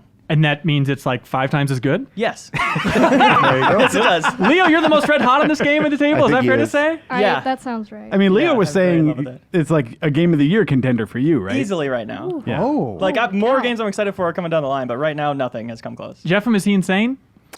No, he's Leo. Which is synonymous with insane. Yeah, he's been writing Leo Cassandra in cursive on his notebook, which I don't know if that's how it works, but I didn't want to break his heart. I'm sorry that you Don't found know out. their last Oh, name. that actually that reminds me though. Is everyone okay? So Bert's chose Alexios. No. Did everyone else go with Cassandra? Yeah. Of course. Okay. Oh my It's a God. better Wait, why is option. that? Of course. Because she's the best. I mean, how do you know that when She's you're the badass selecting cool between girl with two the better characters? voice Like, actress. male or female? Well, obviously. World has chosen. I don't know. Like I was talking to Matt Miller about this the other day, and part of what he said about it is just like, after so many Assassin's Creed games, you've played that Assassin's Creed game before, right? You've played this sort of like, hey, I'm the like confident dude who's gonna go and take on the shadowy organization. But to actually to have that, you know, from like a different character's or like Sure. a woman's perspective is a little bit like puts a little Sort bit of. of a different So, Bert's, color. why- on it. why do you- I mean, they had that in Syndicate, right? Where Yeah. we had, I mean, it wasn't like avatars you create, but, you know, this is still a pretty big step to play as a woman in an Assassin's Creed game, like the whole Yeah, way it's pretty through, rare. right? Why are you unhappy with your choice then, Birds? Because he Oh my seems god, cool to me. his voice acting sounds like he's straight out of like a Hanna-Barbera like Yeah. 80s cartoon. Snagglepuss? No, like No. a He-Man character. Like everything is Yeah. really overwrought. Is it? Do they I cast can't- Greek actors? Is it like the accent always a little bit fishy for these things? No, I felt like overall the accents were like the voice acting was good. It Okay. seems like there may be a few quest givers and stuff that were sort of phoned in, Yeah. but like my problem with Alexios is that like I can't unhear Strong Bad. He sounds just like Strong Bad. Classic That Greek is character. not a good Alright. thing. Yeah. See if So I hear like, that from now on. Yeah. Leo, I heard that you are making progress in the story. You're just like breaking this game by doing whatever the hell you want with it, which I Yeah. think is like sailing a ship around in a circle or something. I told Joe how many hours I put in and how far I was in the story, and he laughed in my face. Can you tell us that right now so the podcast can laugh at Like you? 42 hours, and I guess I don't want to spoil where I'm at in the story, but he laughed. It's very early. Where are we talking? Like hours into the main line? Like he had just gotten to Athens. I don't know what At, that like, means. he just got to Athens at about 35 hours in, which I think I was at about 15 hours. Yeah, The game when I desperately got wants you to go to Athens. Yeah. Please, Leo. Please, my Nothing blood. more than Yeah. please come to Athens. Why? What are you doing? I've loved the aspect of just setting goals for myself and achieving them. Like emotionally while playing this game, it's reminding me of Breath of the Wild, Wow. where okay. it's just so open and you are deciding this interests me. I want to upgrade this. I want to get this. I know vaguely where it is, and I'll just go in that direction. I heard there's like a Korok seed, even Easter egg within the game, like hidden on an island, even. There's 900 Korok seeds. Oh my god, no, there really is though. But it's like there's a system of cultists where you know vaguely where they are, but you have to investigate clues to find them. So I'll know they're on some point in this island, and I'll just take my ship to the west point of it and just go west to east and complete everything along the way, and I'll complete a bunch of different quests on the way. It always feels like I'm making meaningful progress. I will It's fun say, things. Leo recently did a video where it's like his favorite kills or whatever, which is a good video, by That the way. was You should a watch good it if you video. haven't. And like, apparently it's working out for him because like he's achieved some really cool stuff. Like I watched that, I was like, man, I want to do all that, but I don't have all those skills yet. Yeah. So- Meanwhile, you're just like fumbling with Yeah, I'm one just, knife. like, dropping my knife while I just go to like- stab a guy and I just hit him in the I'm kidney. just kicking people out of the way. Like, Ooh, he's I kicking don't- the star of the show here. I have that Sparta kick ability. Yeah. Yeah, okay. And good. that other one where you like rush into them and bash into them. Yeah. I'm still early on. I haven't gotten to Athens yet. And you're digging the game overall so far, though? I was cold on it to start off. I just was really bored with the intro. The and intro island's rough. Yeah, Really? the island, but like just wasn't interesting. I found like some of the voice acting really spotty with the NPCs that you meet on the first island.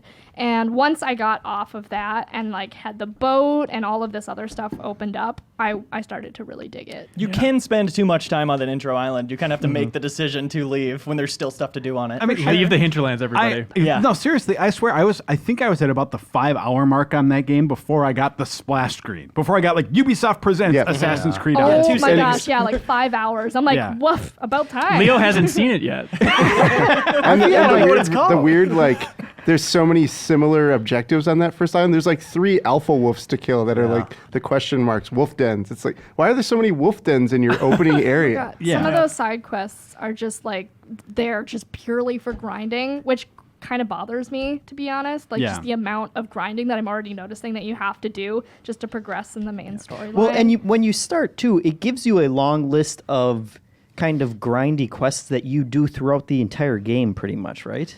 Yeah. It's like visit all these different caves and things like that. Yeah, so one thing, I forgot. So some of those are like direct quests you're given, and some of them are like contracts you can pick up on the message boards, and those are just things like, you want a bunch of contracts going because it's just like kill Spartan soldiers. Yeah, okay, you're going to do that. Yeah. And so you're going to do it anyway. You may as well have that running. But yeah, you want to like, apart from those things, there's not a whole lot of like variety in the stuff you're doing. Cork, is it fair to say if you liked Origins, you'll like Odyssey? Does it feel pretty one-to-one in your mind, just in terms of what I don't they're... know, 1-to-1. I think it goes obviously more heavily into the RPG stuff.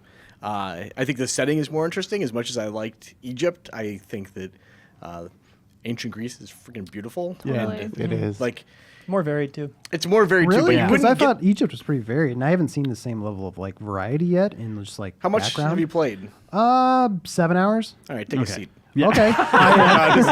No, when you sail the seas, my friend, you'll see all kinds of stuff. Okay. Like, there's Island a lot to of different island, biomes, but like the world is so big that it's not like a scaled down Minecraft thing where you're like one step and then you're in the like the tropics and then you Yeah, turn yeah. a corner and it's like frozen.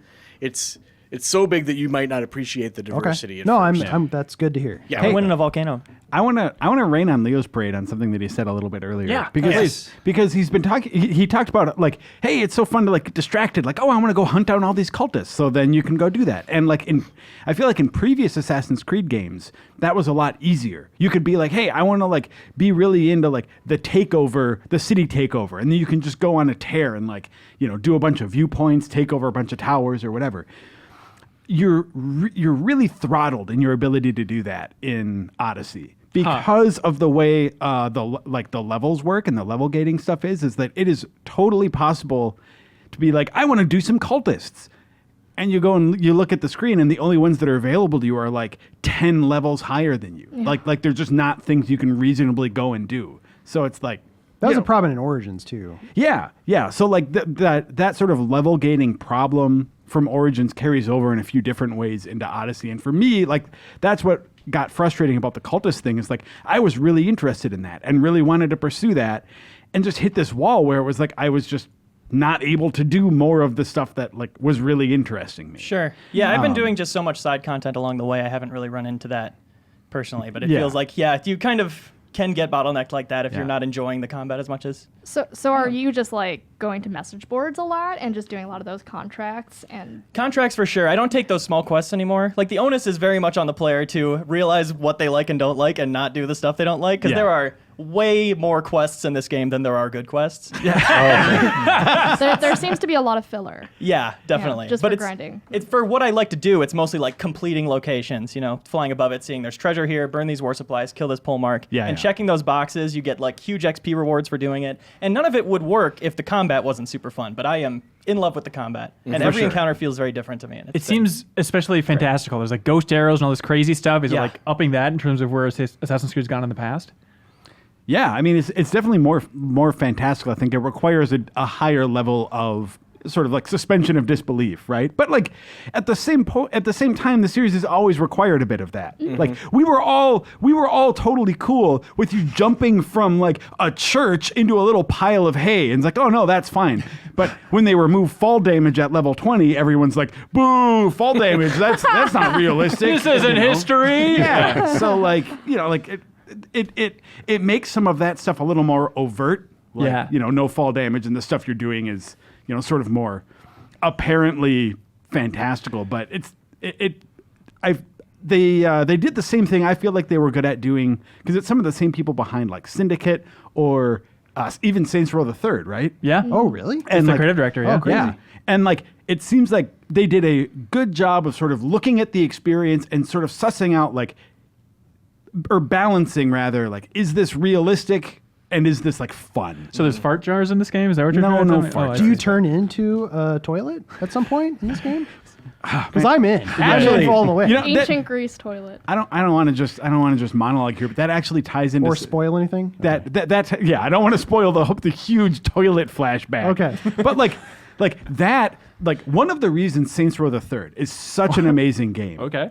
Is no, we're going here because like one of the reasons that game is so great is because of they do those like a whole like so many memorable weird sequences, right? Like I'm a toilet now. I'm driving around an 8-bit tank. I'm flying around on a little rocket bike. Like all of these different things that even in like open worlds can get so samey in the way you're doing objectives. And that game did such a good job of just like, I mean, it was bonkers, but the stuff it was doing felt very like deliberately made. It knew it was fun. It knew it was a video game. Yeah. And like sometimes games can take themselves too seriously. So going back to your point of like fall damage isn't realistic, but like, you know what? That's just more fun to be able to land and survive. I'm missing But, something. well, no. But in this case, what I'm talking about is that Assassin's Creed Odyssey has a problem where it doesn't have those missions. It doesn't have those moments where you're like, remember that time you were a toilet? Or even. And you think previous Assassin's Creeds have had those standout missions? Yeah, I mean, take Syndicate for example, where they have those like very carefully crafted and like satisfying assassination sequences, right? Like this game doesn't have things, and not to just zero in on assassinations, but like so many of the missions are the stuff that Leo's talking about. Leo's talking about you go into a fort and you loot a treasure chest and like you complete the fort. That could be a side mission. Yeah. But then that side mission that you're doing to hit a certain level so you can go with the next story mission, you get to that story mission and it's infiltrate a fort and loot a treasure chest. So I think to that point, I had a mission this morning I was playing where I had to, they wanted me to like find this bull and bring it back so they could sacrifice it because it would help everybody who's sick. Yeah. So as soon as the text popped up to like find the bull and lead it back to the village, I was like, oh, that bull's going to be dead. There's no way that they have a system in place where I'll be able to lead a bull anywhere. And sure enough, when I get there, there's just a dead bull. And I'm like, oh, well. And I think to that point where it's just like there's not enough variety of like weird little one-off gimmicky kind of things that make these kind of experiences so much fun. Is it just mean bursts and then it doesn't really feel like an Assassin's Creed game? No, I mean, that's been lost, I feel like, over the last 3 or 4. Like, the fantasy of, like, the infiltration, the kill, and the escape is almost gone. Yeah. I mean, these games, you can walk in like a tank and do all this stuff. Like, you are not, like, the traditional hiding in the shadows assassin. Tank There's still Creed sounds sort like of, crap, though. Yeah, Yeah. it a does. lot of those like stealth foundations that were so apparent in the like earlier iterations, like that seems to be pretty lost, especially with, like there's so much more of a focus on I think it's been combat. replaced by like if you blow it in stealth, it's not game over, where you can kind of Right. be a little more flexible, but you can still play it stealthily. Like I've gone in and infiltrated most of But the bases. I hide There- in a lot of bushes Yeah. and Yeah. stab people in the back. I think you And just then have you're both like, options when you do fail, which I appreciate. Yeah. I don't know. I think like it does not feel like an Assassin's Creed. I mean, there isn't even a Creed at this point. You know, Oh, like, yeah. this is before the Creed was even created. Does the story go some interesting places without spoiling anything for anybody far enough? Does it cement itself securely in that lineup somewhere? It's so hard to talk about any of that stuff without being Yeah. spoilery about it. What I'd say on the story front is that overall I liked it. It has as the series has sort of had a problem with in the past too, at some key moments it feels weirdly abrupt or like poorly explained. And that it's not just one story. There are essentially 3 arcs that you're following. One is like what's going on with your family. One of them is what's going on with the cultists and kind of like taking them down. And then the third one is like what's going on with the modern day / first civilization arc. Okay. Hold X to skip. And No, All of- I I'm was gonna say, really which one's the happy that they're weakest? having they're bringing back the ones who came before. Oh, okay. I loved that stuff, and it always ended up getting forgotten about or discontinued. Yeah. You know, in when the it was a series. mystery early on, that was when it it was was like the amazing. most fun. And then Right? as you And learned it more just about got it, it got more buried, confusing. you Yeah. know? Yeah. And that sucks. And like I was like so into that, like with Yeah. the first Assassin's Creed, second, and I was just like, that was like my hook. And now for it's bringing why I back some loved of that. I love that sci-fi stuff, and like Okay. to see that come back in Odyssey is honestly like one of my big motivators for like continuing playing. Oh, wow. And it does it well because one of what people don't like about that stuff is like a bunch of tedious gameplay that they're not invested in with characters that they don't care about. Right. And Odyssey does a good job of keeping your actual like gameplay in that section pretty limited, but still making the story, the events and the characters of what's going on there like significant. Yeah. Jeff, what's your favorite moment so far in the game? Favorite moment? Any cool kills? Yeah, I've finally started getting into. I finally realized that the game is really all about the special abilities that you have, Yeah. and that you Oh, should yeah. be using them Yeah. all the time. Constantly. And that took longer for me.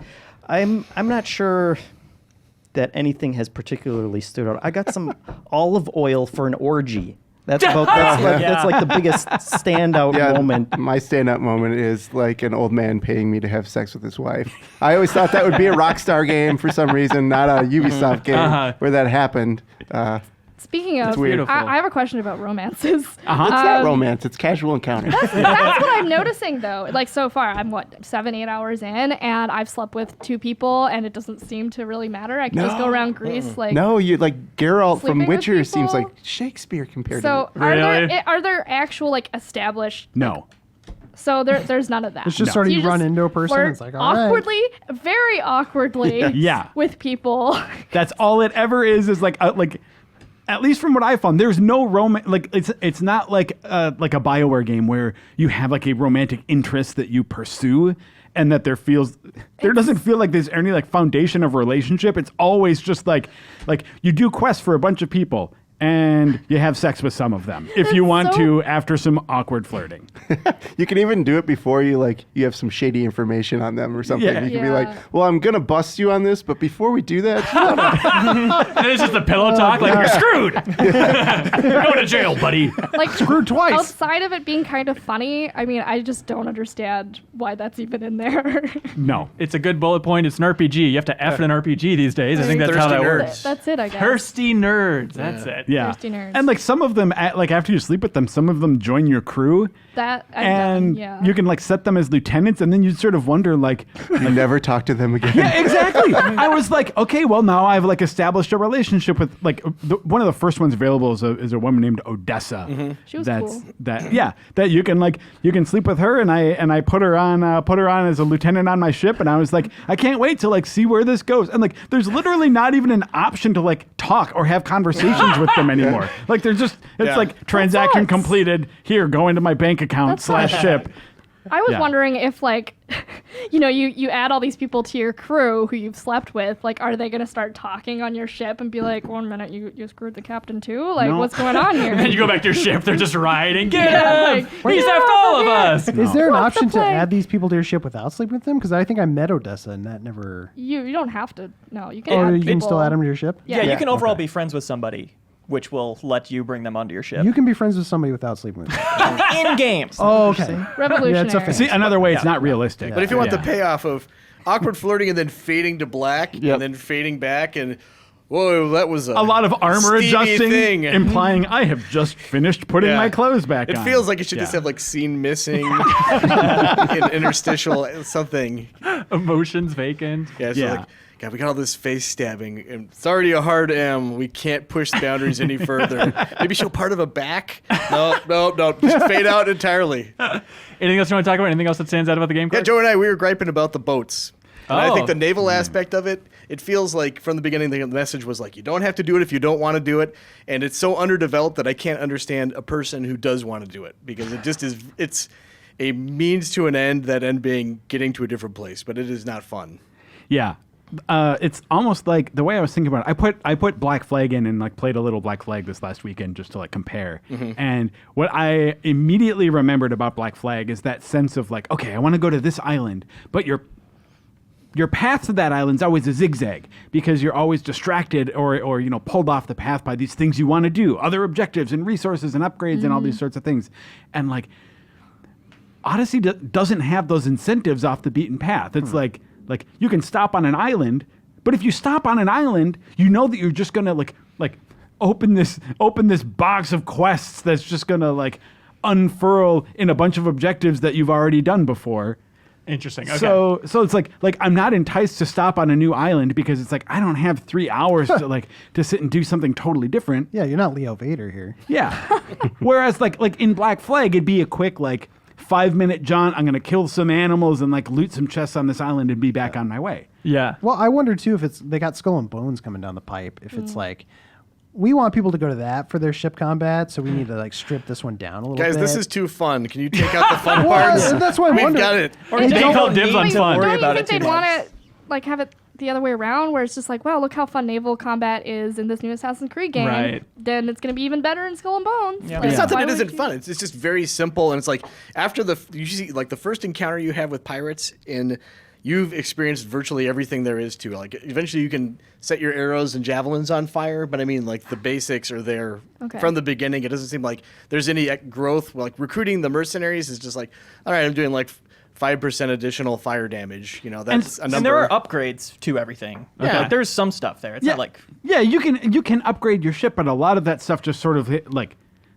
if you're not interested in the ship stuff, there's no reason to upgrade your ship. You know, so it's like it's like a mini game that just kind Yeah. of feeds into itself. And it doesn't you know? pull like- you into becoming interested in it either, which I think is where it fails. Yeah. Whereas like if someone is into it, just like it's in their DNA, is like I have to be on this ship and I love it, they will probably find some enjoyment. But if you're kind of on the fence, it's not going to draw you in with its systems and go like, oh, this is actually really interesting. I want to spend more time in it. Yeah, Right, it's not right. it's not bad. It just is feels a little like what I guess in my review I said it's just like inconsequential ultimately. I Interesting. think. Does anybody else want to say something nice about this game to Oh, close well, things That's out? fun as hell. I was going to say, Oh, okay. I didn't really like Origins that much, but I like this. Oh, a interesting. lot. So it's like, I don't know, even if you didn't like Origins last year, even though there's a lot of the similarities here, I don't know, it might click with you It's more. just an It did open for world me. RPG. I tried many times to get into Origins and I just couldn't. And I find myself liking this one a lot more. Yeah, I'm in the same boat. Even though technically, Really, Joe? technically this got a lower score than Origins, but I didn't review Origins. Yeah. I would have scored Origins much lower than this game. So it's like I think like this takes a lot of what Origins did and adds more complexity sounds bad, but like it makes it more interesting. Okay. You know, in whether that's in combat, whether that's in exploration, even the quests, like as much as I would gripe about some of that stuff, I think they're all better than they were in Origins. I think having different dialogue options does make things feel a lot better too. I think overall the writing's been better. Yeah. Personally. Yeah. I feel like it feels like a TV show going through it because there's so many like open mysteries Yeah, that I want to totally. come back and figure out, like weird places I've been that I don't fully Yeah, I understand. dig the story a lot. So Yeah. Leo, the key to unraveling the story is to play the story. I don't want to learn it that bad. But I would like to mention more about the combat real quick. Sure. Just for people at home on the fence about stealth, I think stealth has been super rewarding in this game. Just the way adrenaline works, I think is such a clever system. As stealth action being like my favorite genre of game probably overall. You're a stealth It's boy, like- got it. Yep. It like reinvents it in a way that I don't see people talk about, and maybe it's just because somebody else already did it and I don't know about it. But there's like an arithmetic to the way it works. You're doing an assassination to earn one segment. Like it's like a mana bar, except it's segments Right. rather than just, 100. And what does adrenaline get you?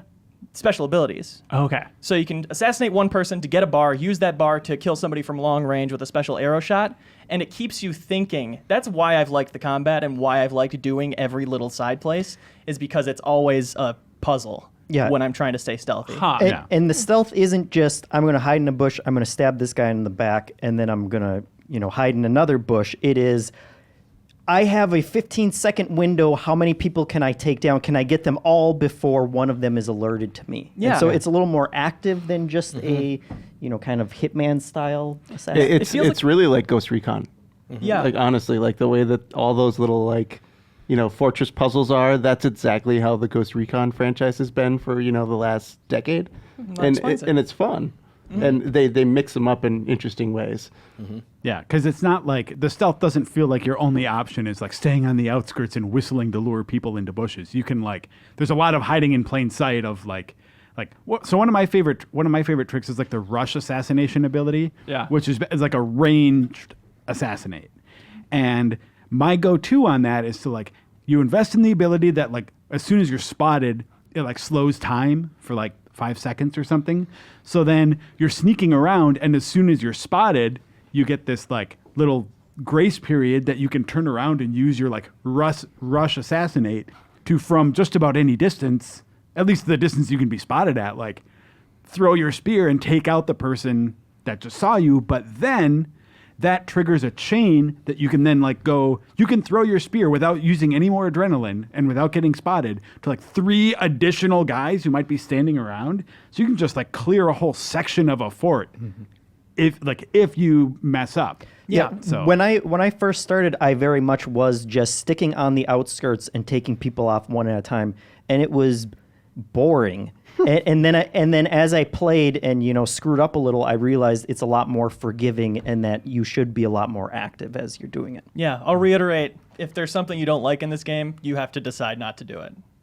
And you can adjust. You can fly with whatever. Yeah, and you'll enjoy your experience way more. And that's why I'm glad I don't have to review this game or talk about games critically. As part of the time. But it's Naval is a little underdeveloped. I just don't engage with it. yeah. Yeah. And I totally have a great time. Goes back to my new game minus Yeah. formula that I want people to start putting in games. Especially Ubisoft's games. Yeah. Just strip some crap out. Yeah, it would be great to have the directors just go, no, this is core experience. I really wanted that with Mafia cool. 3. Yeah. Mafia 3 had Oh, all yeah, the for tedium that you had to do each little section of the town. It's just get rid of that. Let me do the cool scripted missions. And you know what it is? It's the Discovery Tour that Origins had. I will definitely dive into Odyssey if they add that. Have they said anything about Yeah, adding that? they've said they're adding it. Oh, that's Done. awesome. I'll just wait. Yeah. It's an insane. I want to play that more than I want to play progress through the actual Yeah. story.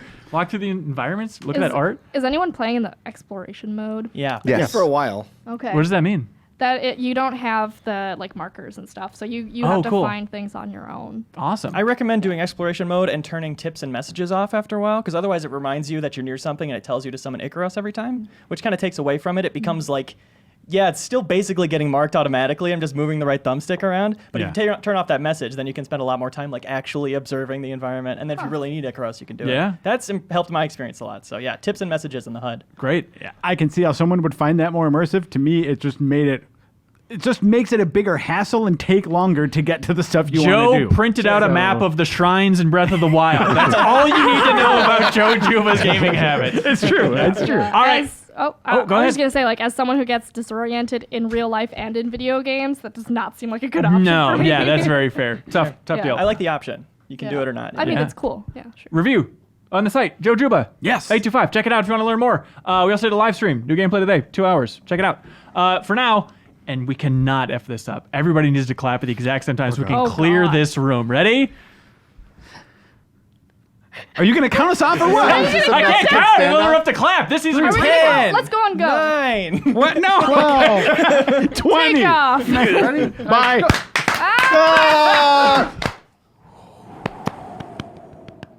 Hi. And a dust everybody bowl go? settles in. A sagebrush rumbles by. I mean, a tumbleweed? An old tumbleweed. The old walks tumbleweed up, sagebrush. takes over the microphone. Kyle Hilliard has joined us. You didn't want me for that Harry Potter chat? Didn't want me in there? I've had Don't enough. take my opinions? No, I've have had any enough value? of you talking about Harry Potter. Kyle, you also don't even know what we were talking about. So. and Ben Reeves is still here. Lovely. We're ready to jump. We're ready to shoot. Ready to talk about platformers here, ladies Oh, and I thought we were gentlemen. playing basketball. Nope, not quite. Okay, 3-baller basketball. Ben Reeves. Yeah. Let's keep moving. Mega Man 11. Yep. You reviewed it. Yeah, I did. What score did you give it? That's right. I gave it an 8.75.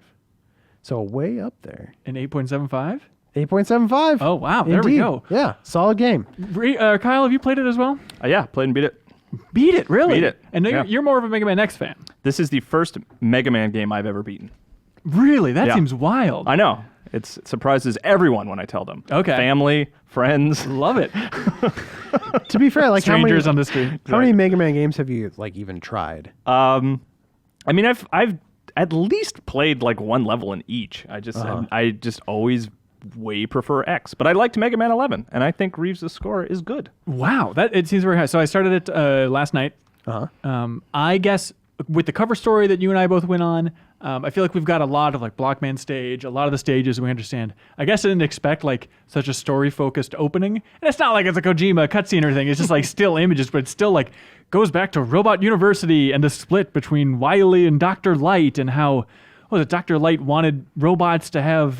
Dr. Wily was trying to improve robots. Yeah. He was trying to make them better, and Right. Light was like, "Nah, we can't have that. We Well, he got wanted- to keep them under our foot." He wanted okay? robots with independent control, I think, was the weird pitch that, Yeah. that split them apart in some way, and then that Right. sets it all afoot. Because the entire cast of Robot Masters in this game, they're like friendly buddies going in for like a physical at the start of the game, and then Wily breaks and he's like, "Nope, you're mine now." It's like, all right, After here we go. he wakes up from a dream where he's wearing his like stocking cap. And It's very strange. It almost doesn't need a story. Like they spend, not that they spend a lot of time on it, you're Yeah. right, but they almost spend more time than they need, even though they only spend like what, a minute and a half on it. Yeah. It's like, but outside of that, I had a good time playing this game. Oh, good. So wow me with some insight other than it's another Mega Man and they didn't F it up. Ben, I desperately want to just look you in the eye and say it's more Mega Man, but because in a lot of ways it is. Yeah. I think the big change here is like the gear system that they've talked about, which allows you to slow down time or power up your shots so they're bigger. And you're they using do that more throughout the damage. entire game. You're just And really spamming it. You have it from the beginning to the end. Yeah, you can just use it as much as you want. And it came in really handy on several boss fights. It's got a time on it, so like you can only use it for so long before it overheats, and then it like takes longer to recharge. So there's a balance to it, but I think it improves the moment-to-moment gameplay a lot, and I like the way they used it. But it's also one of those things where you can like, if you're a purist, you can avoid it altogether and just go for the really hardcore Mega Man. And it gameplay. is hardcore. Like even playing it last night, it's like, oh, this is hard. Honestly, it turned me off at first how hard it was. Like Yeah. even on normal, it's pretty punishing. Even on casual, which is the one under that, it's Right. not like super casual. And they It's- have like a mode even below that, just Yeah. for the full spectrum. They there. have the two, Ben Hansen mode. How dare you? two sir. quote unquote easy modes, Yeah. and then normal, and then they have a hard mode, which I have still not beat a boss on, but Yeah, I believe it. yeah, man. it's hardcore. Okay, like so- those bosses get even like they change up their programming, they change up their patterns. and Oh, they'll- fun. Okay. They'll use different attacks and stuff on Yeah. the ultra hard mode. But yeah, it's got a cool thing. One thing I liked is the further in I got, the more you collect bolts, and you keep your bolts every time you like die. And go back to the shop. You can use those in the shop, buy new lives, buy new upgrades, and the upgrades for me changed the gameplay more than probably the gear system even did. Because you have upgrades that like one I liked. I wasn't sure if I was gonna like it at first because like I'm sure Mega Man purists will scoff a little bit, but it, like automatically charges your Mega Buster. So like it'll just be charging, you don't have to hold down a button. And just like that simple act like frees up your thumbs a little bit, and I think it makes it easier to do some of the crazy platforming. So that's fun, and they do stuff like better grip on ice, bigger shots in general. Hey, let's stuff focus like on that ice a little bit, because on the Mega Man 11 cover story trip, we did a video with the producer of the game who also worked on Mega Man 7, and we're like, hey, let's play your favorite stage throughout Mega Man history. And he's like, all right, it is, was it Freeze Man from Mega Man 7? He's like, this is my favorite. And then you can watch this video. It's him doing like a developer commentary, which is very interesting, actually. But he starts it by saying, this is my favorite because I hate ice levels so much. He says, quote, in terms of sliding floors, I hate them so much, I feel they could be removed from existence. Like, he despised ice levels. And then I jumped into this and went to Tundra Man. It's like, oh, it's a bunch of ice levels. Well, I'm trying to remember that video. Did he was playing an ice level with ice on it, and he said that was his favorite genuinely, or like he said it's his favorite because it's the most memorable, because he would always do it first to get it out of the way because he hates ice levels so much. And then the new game, he put in an ice level. Weird. That's true. Well, he's the producer, not the director. So. I guess that But you could would be. think he would have some say in that. Yeah, anyways, but those upgrades and abilities and items. Well, I mean, and maybe he was the one that said, you got to get these ice boots in here because you Yeah. really don't slide that much once you have the boots. Okay. Like, it makes it, the ice is pretty negligible after that. I mean, that was the thing for me, actually, that sort of put me over the edge of like actually starting to enjoy it, is because like I hit my head against Blockman for like 2 or 3 hours.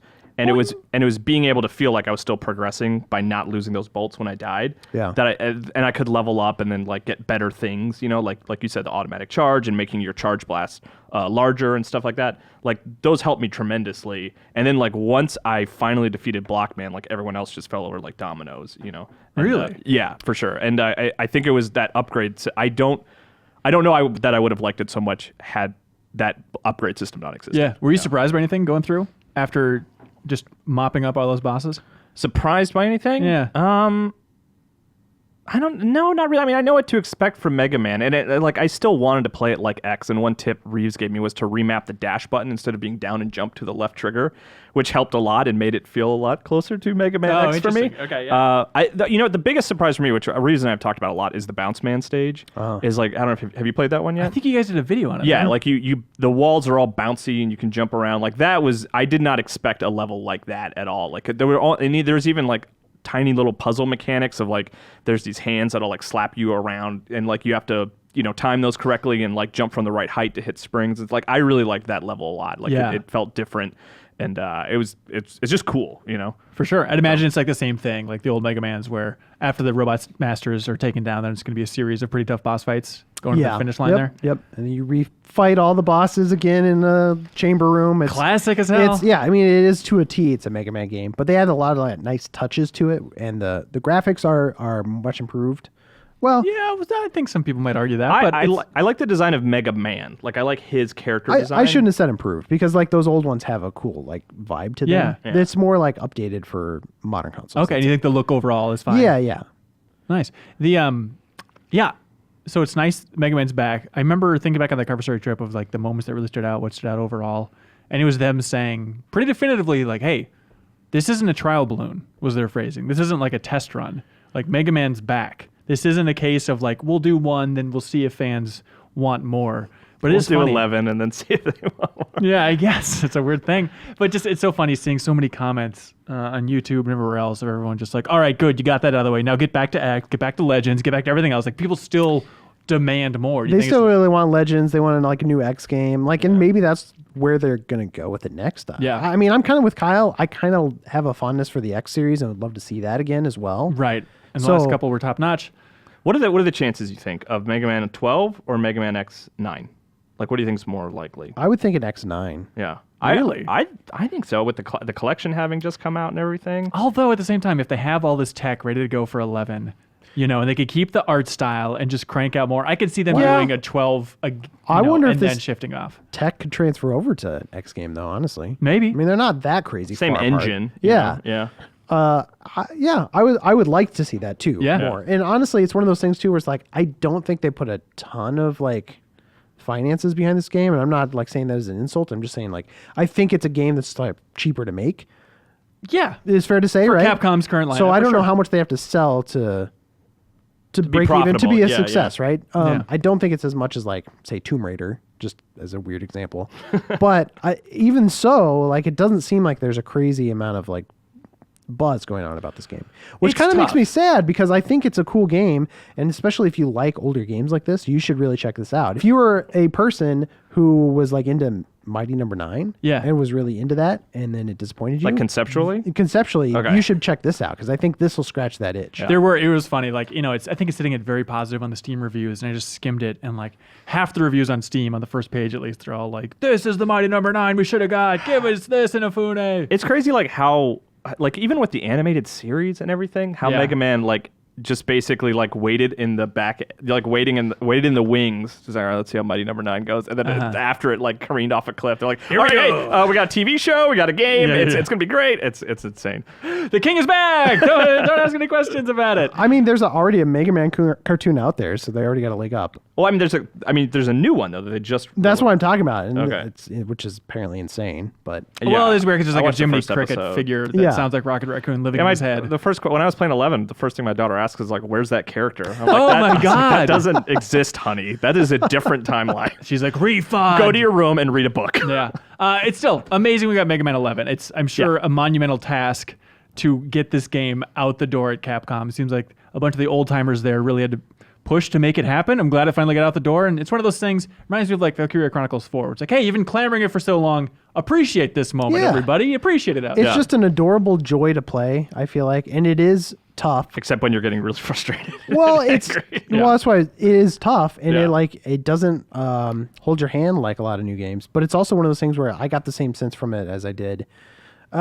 People pull this out a lot, but like Dark Souls, like it's like challenging but rewarding. Like once you like understand how the levels work and how the enemies function, like exactly what to do, and like mastering that path through a level and mastering a boss fight is very rewarding. Yeah, Mega Man 11, ladies and gentlemen. There you go.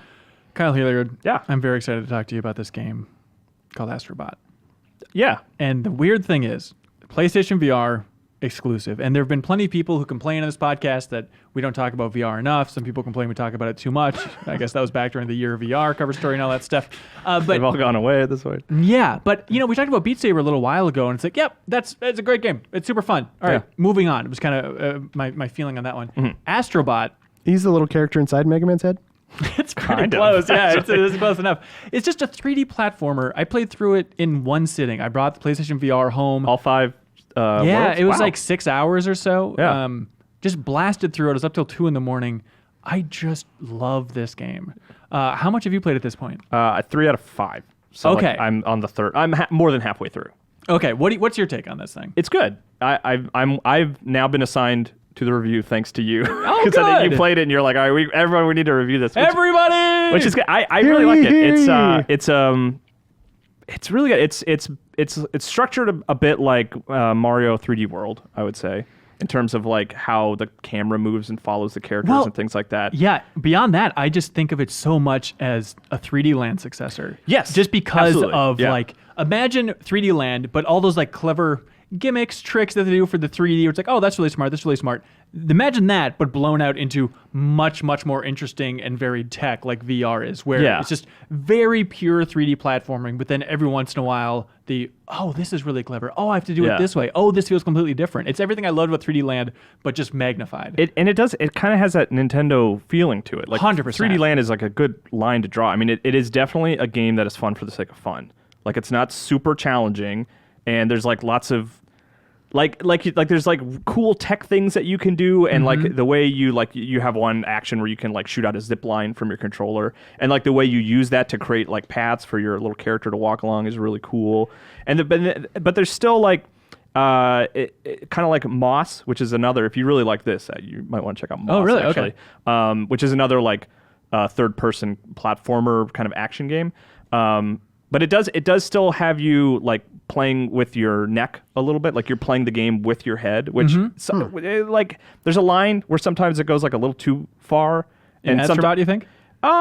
Sometimes, yeah. Like I don't really like. I like having forward momentum. I don't really like stopping and like turning around and looking behind me. Where you hear like, because basically it's Mario 3D Land meets Ape Escape. Well, you'll hear like the little astrobots that want to be rescued. They'll be like, help me, help me. And then, Rayman Legends. I had a couple moments where I was like looking around, like where is this thing? When you have to do the full look behind you, that's where it gets a little bit much. When you're like trying to control astrobot at the same time too. But still, like the small stuff, like, oh, I think there's like a little hole over here, and astrobot like can walk into that. A little bit of leaning, and then like when you're moving through and you can kind of headbutt things, like that's okay. I like that. Like it's really fun, and it like I do like the way you use the controller in the world, like you're controlling the character, and then like you have like a water hose where you can spray things with the controller and stuff like that. It's cool. I like it. I really like. I found, because I did a big speaking of VR. If you want more VR, in the maybe an issue or two ago, I did a big like multi-page like, hey, here's a bunch of really interesting VR games that are happening right now. Yeah. And like kind of just diving deep into a bunch of VR stuff, I found that I really like third-person VR. There's like this temptation to just always do first person.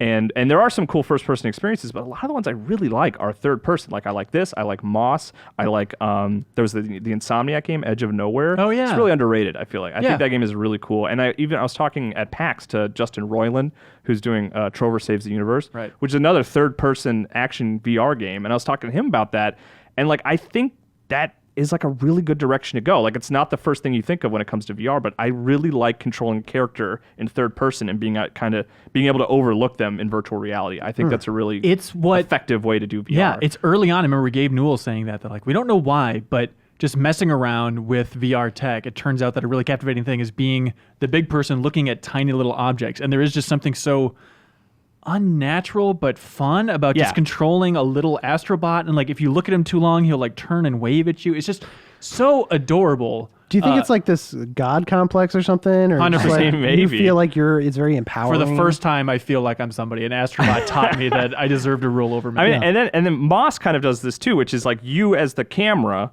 effectively the camera, like are a character in the world, in the game, like interacting with the character that you're controlling. So it's cool. I've been enjoying it for sure. It has like a very Nintendo Mario-y vibe. There's Nintendo, which is a strange thing on a Sony platform. 100%, and including just that level of polish. Like it reminds me of just, man, Sony really forked over some production bucks for this thing. Like it's not to the same level as like a God of War or Spider-Man, but in that vein of just like Sony really nailing it this year with first-party stuff, of just making this thing that is so experimental, tries a lot of different things in VR alone, and it just, everything feels solid. There's nothing annoying. There's nothing janky. It has a Nintendo level of polish that I agree is bizarre to see from Sony recently. Yeah. Do you know who is the developer behind it? Is it just... Yeah, it's Asobi. Not S-O-B, but Asobi, which is like, they did obviously the Playroom VR, which is where Astrobot originally came from. They also did the Rescue Robot Mission, or Robots Rescue DLC, which was for Playroom, where they first started experimenting with some of these ideas as a platformer. And then this is basically the blown up version of that. But it's a bunch of like former... there are like former Ape Escape developers on this team, just for that makes full a lot lineage. of sense. Yeah, it does remind me a lot of Ape Escape. But then on top of that, the director, I would love to know more about him. He's a French lad named Nick, and he also and he goes back, like he's worked on iToy for a million years. Just a bunch of that, like the more experimental side of Sony, the funky Sony side. Yeah, it just feels like they knocked it completely out of the park with this thing. It's one of my favorite games of the year. I'm excited for you to finish it, Kyle. I've been enjoying it for sure. Like I don't, I'm gonna pull the full Dan tack and be like, not ready to give my full impressions yet, but playing about half of it, I've enjoyed it. I'm glad people keep reminding me VR exists. And like, Reeves, honestly, any fan of 3D platformers, you should try and find a way to play this game. Yeah, I wish there were more games like this to encourage me to finally bite the bullet and buy a PSVR, but since I have access to it, I should check it out. You should, when Beat Saber comes out on PSVR, just take it home for the weekend. Play Moss, play Beat Saber, play Astrobot. Yeah, there we go. Kyle, I look forward to your Thumper. review. But don't buy it. Don't encourage the purchase of as the much VR as I love machine. Astrobot, there's still a part of me where it's like, would I ever recommend a friend to buy it at this point? If you have one already, by all means. It's great. Yeah. Find a way to play it. I don't care if that's stealing. I don't know what you got to do, but you should try and find a way to play Astrobot if you like 3D platformers, because it's the final boss too is very good. Okay, cool. Yeah, I like the bosses so far. They're very fun. Fist of the North Star, real quick, Kyle. Yeah. This is from the Yakuza team. It is. And it's their take on the Fist of the North Star anime.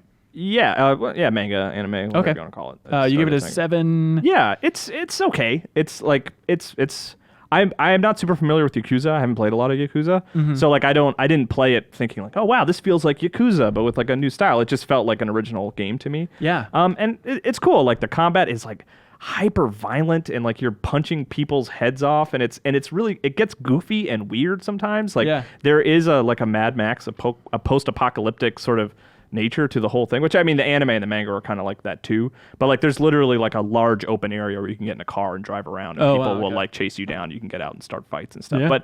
But yeah, the sort of it didn't blow me away. It's got an interesting story, but it's very slow moving, and the combat kind of gets redundant, and it just feels like the anime or the manga originally published in like the early 80s or the mid 80s, and like that sort of that's clear like in the character designs and just like the way it's sort of like how violent it is. It's like very sort of Mortal Kombat-y style violence where it's like, look how crazy that we're punching people's heads off. This is crazy, you know, to the point where like I was reviewing it at home, and like I had a guy had come to like look at my air conditioning. I was like, all right, I'll stay home and I'll work on this review while this guy's working on this thing. And I started playing, and he was just like working behind me, and I was like, you know what? I don't want to play this in front of this guy. I don't want him to think that this is like what modern video games are. I'm just like, this is what I do. Yeah, just like, you know, the women aren't wearing enough clothes. I'm punching people's heads off, and but if you're a fan of the manga or the anime, like it's a cool adaptation of it. Fifth and Ursa review on the site. I saw you play this. It felt like a year and a half is what it felt like. Yeah, a lot of people kept saying you're still playing this. I heard that a lot. It just took forever. And I would walk by, I'm like, something about this art style really bothers me. Yeah. And it's like his head is like super tiny. He has like a super tiny head. Yeah, he's like a big body's tower of huge. muscles with like a tiny head. And I think that's just the art style. Just because it looks too much like Kyle? Is that why it freaked you out? It really freaked me out. Yeah. Hey, Kyle, real quick. You posted a feature on GameInformer.com that was a look back at Shadows of the Empire. Yeah. Can we talk about that a little bit? Sure. Because it was in the Game Informer magazine, and then it finally went online. Yeah, and the online, by the way, the online version is bigger. There's like more to it. Yeah. What did you learn about Shadows of the Empire, that old N64 gem? That the co-director, who's basically the director, who's, I'm sorry, his name is, I can't think of his name right now, but he's a man with no name. The man with no name. It's funny the way he looks back on it, because he is like kind of the way we all do, where it's like, oh, I have a lot of appreciation of that game, but oh, man, it did not age well. And that was kind of like the opinion that we got from him. And I also like that he was like, man, in retrospect, I would not have put so many genres like into one game, because there's like always flight, the downfall, and like there's it's like a third-person shooter, and he was saying that like the reason for that was because the Super Nintendo games, the Super Star Wars and stuff like that, those were really popular, and he worked on those, and they're like, oh, those were like genre mashups. There was like shooting stages and flying stages. He's like, let's just do that on this new platform that we literally can't even look at the controller. We have to hide the controller inside of a box in our office. Wait, what? Yeah. While they were playing the game? Well, because the N64 controller was like super secretive, and they had access to it because Nintendo asked them to like make the Star Wars game for them. So the team was familiar with the controller and how it worked, but like in the office, they had to like hide it in a cardboard box, and like to have playtesters and stuff come in, they had to have people like reach into the box and hold the controller without looking at it. I love the idea of one of them trying to leak the controller and just trying to describe the N64 controller like it's like a witch's box that over Halloween you're like reaching in. It's like the blind man describing the elephant. Yeah, kind of. exactly. But the N64 controller, like, I don't know. You can put a gun in my head. I don't know what the hell I was touching in there. There's like 18 different sticks coming off it. And he also talked with Miyamoto about the game, because that was early in the N64's life in this new platform. And like the thing that he kept harping them on was like there were two things I thought were interesting. He's like, I want to be able to see the character's feet, because that was like really important in Mario, because it was like a platformer. Yeah.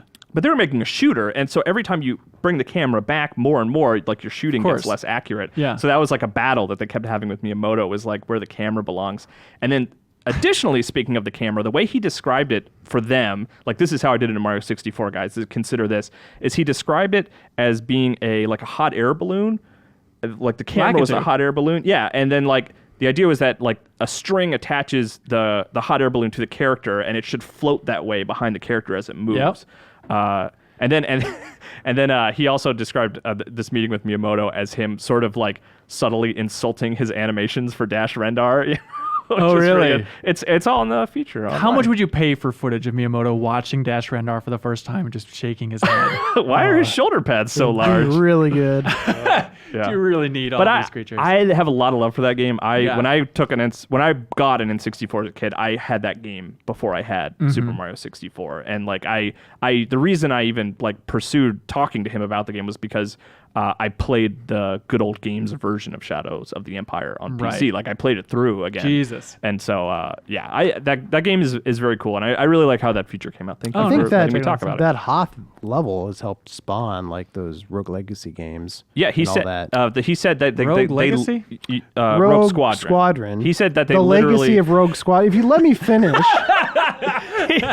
He said that they were like near Factor 5, like geographically, and they actually like gave them that build, and they're like, hey, they want a game focused entirely on flying. Like here's a good starting line for you guys is this Hoth level in Shadows of the Empire, which I thought was really cool. You know what I would love? I would love a roundup of all the early advice that Miyamoto gave Western game designers in N64. Because like that's good. Like show me Dash Rendar's feet. Or it's like you're the smartest man in gaming, but I don't think that's a good idea. Or with GoldenEye, where he's like, you have to kill these people. Do they have to be guns? Oh, is that something he said? There was something like that. Yeah. Like, do you have to have shooting in this game? They're like, we're done with the game, dude. Yeah. Jeez. Yeah. It would be, I mean, that era when they were trying to just figure out, like, sorry to keep harping on this, but another thing they talked about was like the idea of animating a character turning in like 360 degrees. Like, how do the feet work? How do the shoulders work? And that was something they had to figure out because like they were among the first people to be working on the N64 and working on like a 3D action game like this. And if you look at the way Dash Rendar just flows like water, it's like they nailed it. Be like that water. That was the pitch for the character. Dash flows like water. Very fun. Also, just because it's a crazy time of the year for gaming and a lot of stuff's getting swept under the rug, I want to give a quick plug. Maybe we'll talk about it more next week because I think JV's going to review it. But Wandersong, it's on PC and Switch. I'm absolutely loving it. I'm towards the end, like at the very end of Act 4, but it's a music adventure game that feels a lot like Night in the Woods. And I don't know if it's just as simple as like the text on the screen is really big and bubbly, like Night in the Woods is there. Or at a certain point, I was really loving this character dynamic between the game and between the main character and then this like sidekick character. I was like, why does this feel so familiar? And it's like, oh, that's right. It's the exact relationship of Scott Pilgrim and like Kim the drummer from Scott Pilgrim versus the World. It's like that's why that feels so familiar. But just it's funny, creative as all hell. Don't sleep on it. Look at Wandersong. Is it a rhythm game or is it? No. So it's just like imagine an adventure game, I was looking at it the other lighthearted day. adventure game where your only real verbs are a wheel of different notes to sing. So you'll see different things in the environment. There'll be a bird and it's singing and it has like a red and a blue. And it's like, okay, I know to interact with this bird. I have to go la la by hitting like bam bam on the actual wheel of singing. Okay. So you're just Like running literally around. on the control stick, right? Yeah, and so you're running around singing to interact with different things, which sounds pretty one note, no pun intended. How creative can it be? But it does such a great job of realizing its limitations and then just shaking things up throughout the entire game where like some stuff just gets, well, like there's a larger theme of you're trying to save the world and learn this song that'll save the world. And it's like, okay, whatever. I know it's just about the cute little character moments in the writings that I'm really interested in. But then in the back half of that game, it's like the larger story takes a turn for the very, very interesting. It's like, oh, now I really actually care about the larger saving the world thing in a way I never expected from Wandersong. But check it out, I guess. Enough about that. Do you guys want to move on to emails? Yeah. At least one of us. Let's go. All right. I don't think either of you are, but let's go.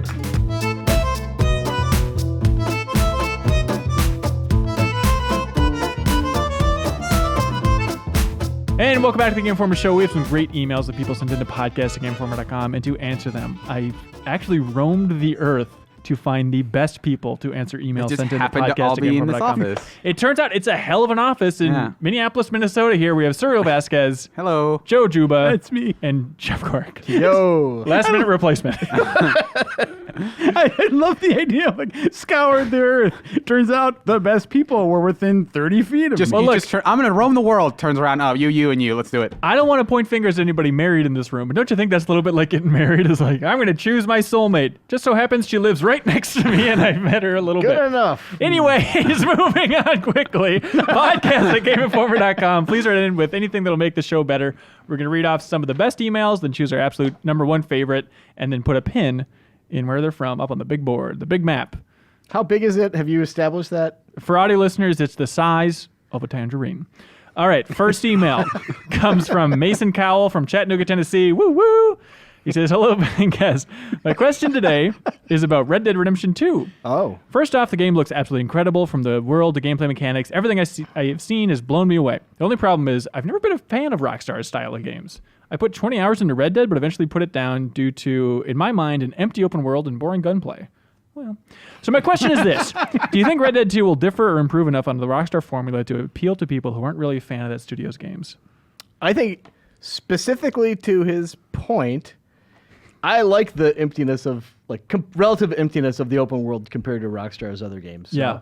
And it seems like Red Dead 2 is kind of continuing along that, so, hey, not everything is for you. Yeah, and there's also, if we're looking at this, I don't know, to be honest about it, Rockstar is essentially the most successful video game developer in the industry with selling games that hit more people than any other developer's games. So you should pay attention no matter what, or what are you saying? No, what I'm saying is that maybe they're not super concerned about Mason Cowell pulling in people who've aggressively decide, or aggressively isn't the right word, but who've already determined not the end of the world if you're not in it. I don't like what they do. Right. They don't need you, but you might enjoy it if you like the video so far and That's stuff. a surprisingly hostile take from Joe Juba. Yeah, Joe, what are you coming in negative on the Josh? I don't understand. No. Who do you think you are questioning this video game? I wasn't trying to be negative about it. All I was saying is that I got it. Joe, we got it. We got it. Their priority is probably enhancing the things that have given them success in the past,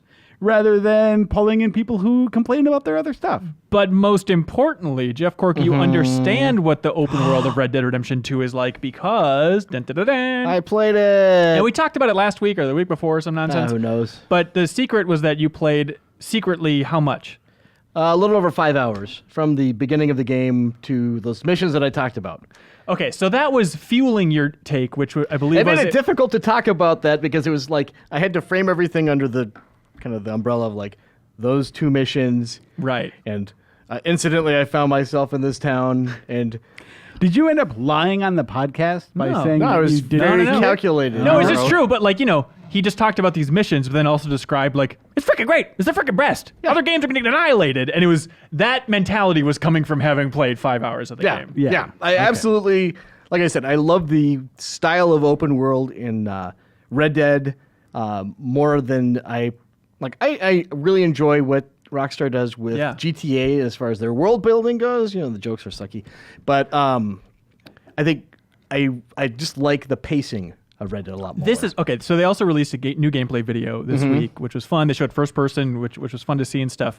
But the takeaway from the last couple trailers is, and also what I loved about Rockstar or Red Dead Redemption 1's game, and also the marketing of the trailers, was just the little moments, the little lines of dialogue, just these very natural performances. Good. And actually playing the game, what was your take on the opening of the game, the performance? Everything felt really natural and just, you could tell they are given as much time as they need to make things great. So it just doesn't feel... during the entire time, there wasn't a moment where oh, that was a real janky animation on that horse, but I'm just going to let it go. Everything seems so exquisitely polished. The dialogue it flowed beautifully, and it was funny, and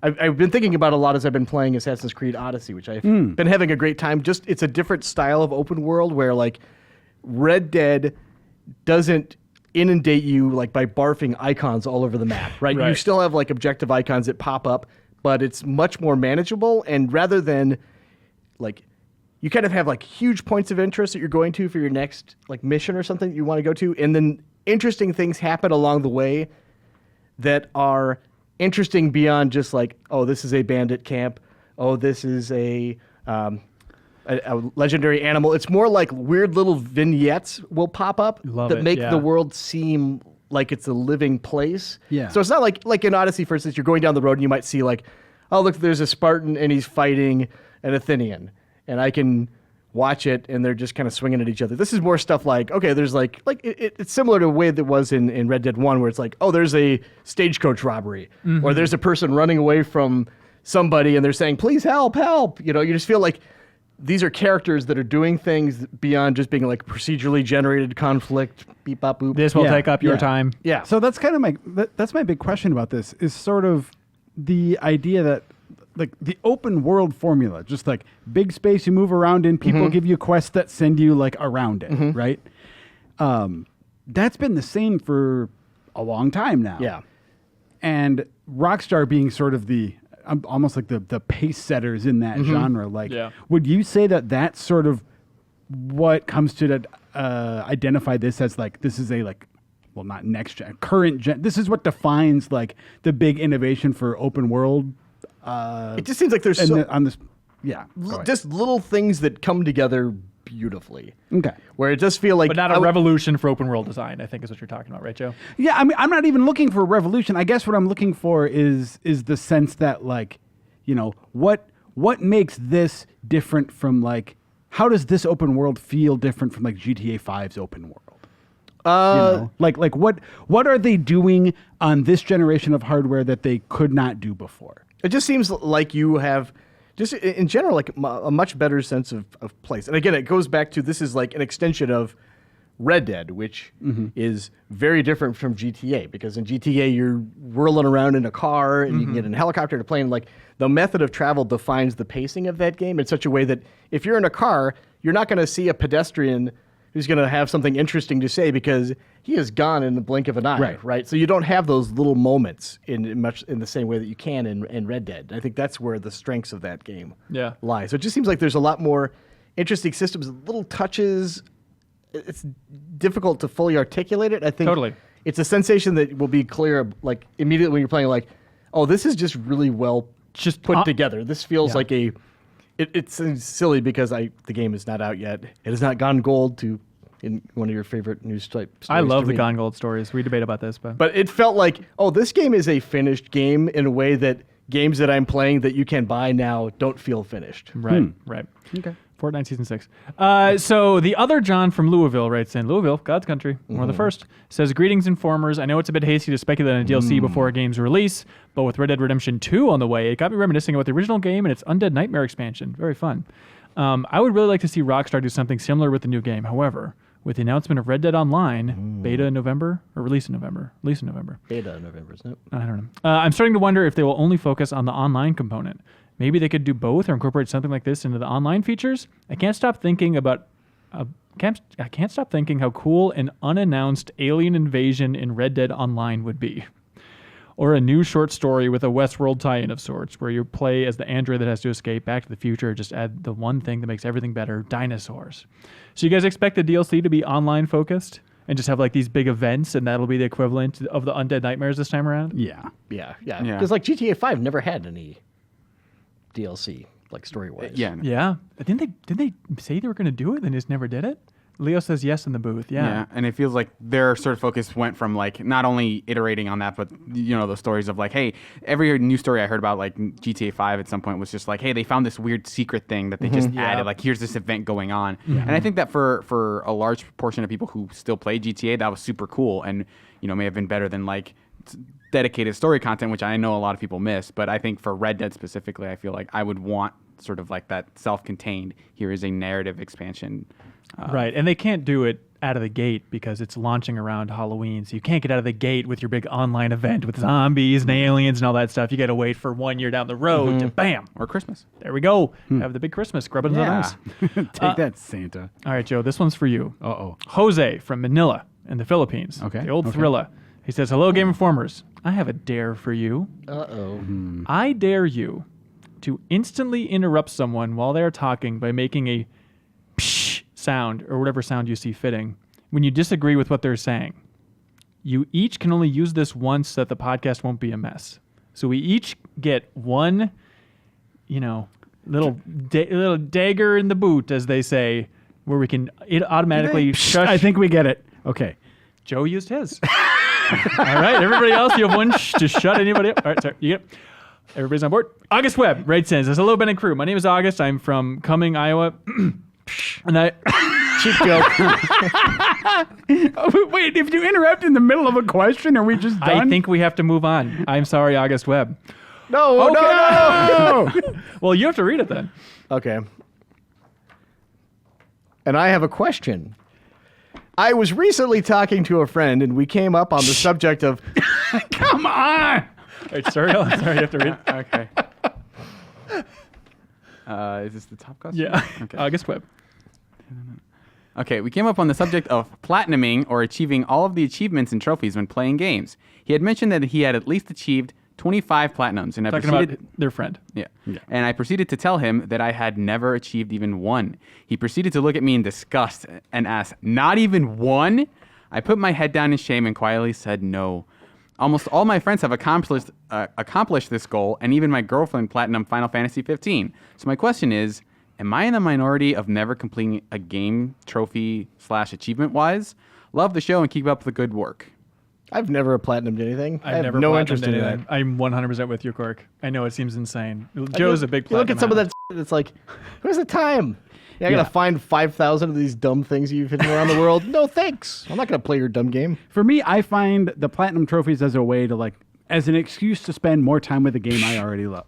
Hey, you did yours already. Shut up. That was just a legitimate one. Mine. No, But- sorry, you still have yours in your boot here. But I think it's normal to not I would not judge anyone for not having them. I mean, it's something that I choose to do. But some of those trophies are just huge, stupid time sinks. Yeah. But kind of fun. Keegan from Azusa, California.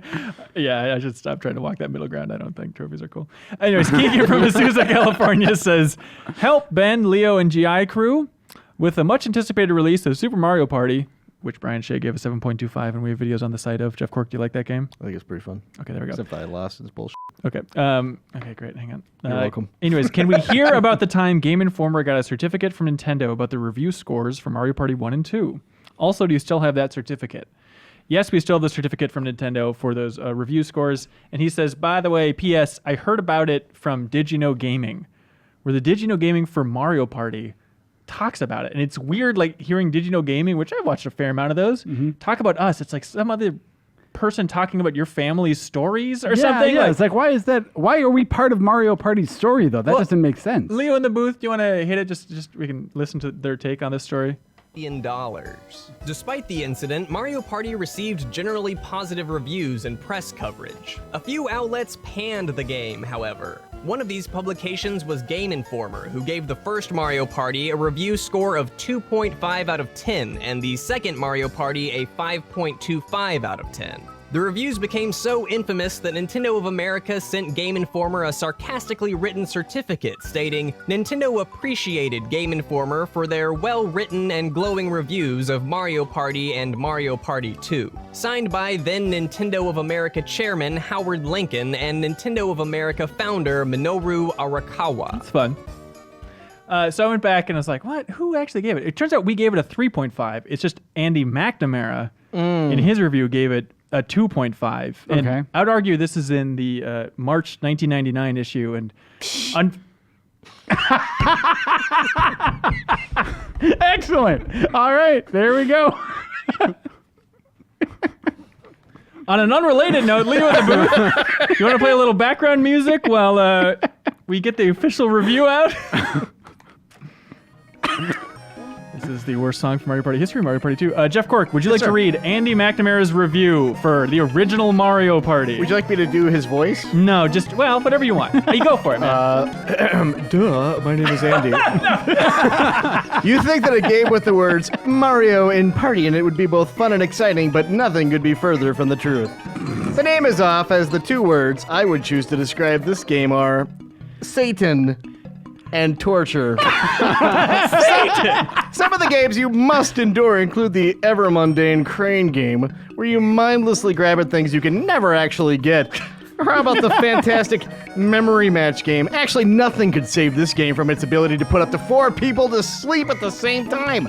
Not even its 256 megabits of bad graphics. Maybe novices who don't know any better will like this one, but I think I'll stay away. There we go. Andy McNamara, ladies and gentlemen. Yeah. I think... God damn it. We absolutely blew it with those, in my opinion. Oh! What is your opinion, sir? Those games are fun. They're just like dumb, fun minigame collections you play with your friends. I wouldn't use the word torture or Satan, is what I'm saying. That's the detail I This love. game is so Satan. Satan torture is a bad thing. Torture Satan? I don't know Maybe if that's that's so where bad. it's getting Yeah. it. Although Is it ever right, though? Reiner gave it a 2.25 and says it seriously hurts to play this title. It Oh, he says got the little blister because he was trying to wind up that little he's thing. trying to be too- That said, if a video game could reliably put you to sleep, how well do you think that would sell? That'd be every game that Fava plays because he ends up waking up with this character walking into a wall because he literally he'll come in some mornings and be like, I fell asleep while I was playing Diablo again. Leo, do you want to do me a favor and turn the music up while I read the next question from Taylor from Greensboro, North Carolina here. boy. He says, hey, Ben and Giat crew, with Fallout 76 coming soon, the only concern I have is how important building will be in the overall game. I'm not crazy about building things from the ground up in games or prefer the experience given in Skyrim's Hearthfire DLC. It gave me choice and let me gather resources while not having to put the house together piece by piece. What is your opinion on building in games? Do you like putting stuff together individually, or do you like pre-built structures you pop in? I think it depends. I like the idea of building. Turn that down. Sorry, the volume only goes one direction. It's kind of like a situation where he has to crank it every. Sorry, Oh. go ahead, Joe. I like building in games that are like really the experience is like tailored around it. Things like this. I'm done. All right. The experience is tailored around. Shut up. It's like The Sims. The Sims is good. Hearthfire is good. Building's good. Okay. I'm with you if it's a focus. It feels like stealth. Or if the entire game's about stealth, I'm in. But if it's dabbling in it and it's like a distraction and I know that I'm not going into it expecting that experience, then I don't like it. Yeah. I've And never when the been end a result just looks like ass, like Fallout 4. Like when you build something, it's just like Right. completely utilitarian of like, I don't really care about the feng shui or the decor of this house. It's just 4 walls and a roof. But not And only I forgot that, a door. it's like in Fallout 4 though, aren't like the things you can build with. It's not like you're choosing from like, well, there's this cheap like wood or whatever, but then there's this good material. It all just ends up looking like post-apocalyptic garbage. bloodstained wall. I think that'll go right here. Mwah. Zach from Maryland says, hi everyone, longtime listener. Hello. I was happy to see that you included Xenogears on your website's list of games that should be included on the PlayStation 1 Classic. Many younger gamers would probably enjoy playing through that old school story. I know a lot of people in the Game Informer office are Xenogears fans. Although all the people who really love the game will tell you it's a shame that Mr. Takashi never got the money or the time to complete the game the way he would have liked. Now would be a perfect time for a remake of Xenogears with the fidelity of Xenoblade Chronicles 2. What do you think? Oh, Joe, the Xenoblade Chronicles 2 thing brought it down for you? No, it's more of the idea that like for some RPGs, I guess I get like for something like Final Fantasy VII, that's just this like huge phenomenon, right? Yeah. Like, I think some of those things can just exist as they were. You know, like I don't see the benefit to a big remaster for Xenogears. Well, and what's the appeal? Like, it's this niche game that is. I don't know. I could Xenogears stands out to me as I think a remake would be fun just because that second disc is so effed. Like it's literally the main character sitting in a chair and saying, "Let me tell you about the time I went into the cave and found the treasure and fought these monsters." It's like just clearly they ran out of budget and time, even though they claimed that they didn't. Yeah, I wouldn't want. I guess in that case, I wouldn't want a remake. I would like a sort of director's cut of it, right? Like Of the original. Yeah, like put it out and fill in those gaps in the same way that I'd like that with like Metal Gear Solid 5. Fill in some of those like conspicuous gaps. Right. Like remake, gaming needs way more like director's cuts, like going back to things and sort of like tweaking after the fact. And honestly, if they, I don't know if Square would have the tools to make that happen, but if they went back and got that team, Monolith now, to like use the Xenogears 1 tools to make and finish like those gaps in the story, and then they resold that crap for $30, people would be so into that. Yeah, I think so. I'm cheaper. just saying, when you talk about remake, I think of something of the scope of like FF7, which is just like, financial suicide. Square's remake history is not the world looking has great. never seen something like that before, or at all. Yeah. Hello, everyone, says Eric from Seattle. Hi, Eric. Thank you. Hello, Eric. How's Seattle? Rain, huh? I was just there. Just wait 15 minutes if you don't like it. He says... Good old mumbly Jeff. I feel like we need some Mario Party music under those mumbles. Really It's easy to sneak jokes in if you whisper them. Does your beard filter out words sometimes? No, you're thinking of soup. It says, hello, everyone. I was recently in an argument with someone online, hard to believe, about the best year ever in video game history. Specifically, which year had the most influential, groundbreaking, and overall best games released. After some time arguing with the guy, we actually both came to our senses and realized it's a really hard question to answer. Below is the overall list I came up with in no particular order. Feel free to add your own choices. This is a lot harder than I thought it was going to be. Before we even read these, does one year pop out as the best year ever in gaming? What year is it now? The year of our Lord 2018. Games are the best that they've ever been. In 2018. Because you get all the past games and then all of this. Thank you, sir. All right. I think that sucks. I think it's like 97 is definitely one of them. Oh, he chooses 97 as an option. He lists, Joe. He lists. Oh, hang on. Let me just go through this. Okay. He lists Final Fantasy 7, Castlevania Symphony of the Night, GoldenEye 64, Star Fox 64 is the two big ones there, but it's a solid year. My favorite game ever is Final Fantasy 7, but yeah, I don't know if I'm saying that's going to be like the best year ever. I don't know. Then there was one, I think it was like 08. It was either 07 or 08 that had a ton of, I think that was the year that Fallout 3 came out. That could be. 2007 is also a real ringer, as Eric from Seattle lists here with Modern Warfare, Bioshock, Portal, Assassin's Creed, Crysis, Rock Band, Super Mario Galaxy, God of War 2, Halo 3. I think Fallout 3 is that year also. Is that No, right? I think Fallout might have been 08. I feel like it was also 08, but that's an incredible... Actually, I think it was something crazy, like Assassin's Creed, Rock Band, and is it Bioshock were all released like the same week? There's some just like juggernaut week in there. It's like, Jesus Christ. What stands out to you guys? I feel like for my taste specifically, I feel probably 98. 98, you're talking about Ocarina of Time, Mario Party 1, as you can tell from the soundtrack. Those are the only... You can stop there. Banjo-Kazooie, Metal Gear Solid, Half-Life 1, and StarCraft. Yeah. It is a very, very solid year. 98 is a real contender. Personally, Joe or Cork, where are you going? Nowhere. Great. Why are you standing up and running listening. out of the room? No, I was going to say, do you have a year other than 2018? There's some BS answer like that? No. Okay. I immediately thought of 2001. I think it's really tough to beat with GTA 3, Super Smash Bros. Melee, Eco, Metal Gear Solid 2, Animal Crossing, Bejeweled, Tony Hawk 3, DMC, Halo 1, Max Payne, Luigi's Mansion, Jak and Daxter, Final Fantasy 10, Just Metal Black. Like 2001 is crazy. I feel like even just last year, I probably had a harder time with my like end of the year top 10 than I have in previous years too. Like 2017 was real good. It really is. Even just for me alone, Breath of the Wild and PUBG, like the fact those two came out the same year, it's done. Huge. He also lists 96 with Tomb Raider, Super Mario 64, Resident Evil, Crash Bandicoot, Duke Nukem in there. And 2004 for Half-Life 2, Halo 2, Ninja Gaiden, San Andreas, Burnout 3, Metroid Prime 2, Counter-Strike Source, Fable, Doom 3, and Escape from Butcher Bay. Turns out games are good almost every year, except for 2014. All right, here we go. Wait, was that the... Or was it 15 that was the rough 14 one? is the rough one for us, whereas Dragon Age Inquisition versus that was a good Shadow year. of Mordor. Yeah, that's right. It was the best 2015 year was real good, though. Brian Icorn writes in from Keene, New Hampshire, saying, hello, Game Informer crew. I heard last week's question about series you didn't care for, but jumped on board for a recent release and wanted to offer a similar but different inquiry. Lewis Black has a famous skit about candy corn, where he absolutely loathes the candy, but every year he sees it and thinks, oh, candy corn. It's candy that tastes like corn. That sounds great. He tries a piece and is immediately reminded how much he dislikes it and then angrily yells at himself. What is a game series that you can never get into, but like clockwork, every time you will buy into the hype of new entry and happily jump into it before realizing that you made a giant mistake yet again?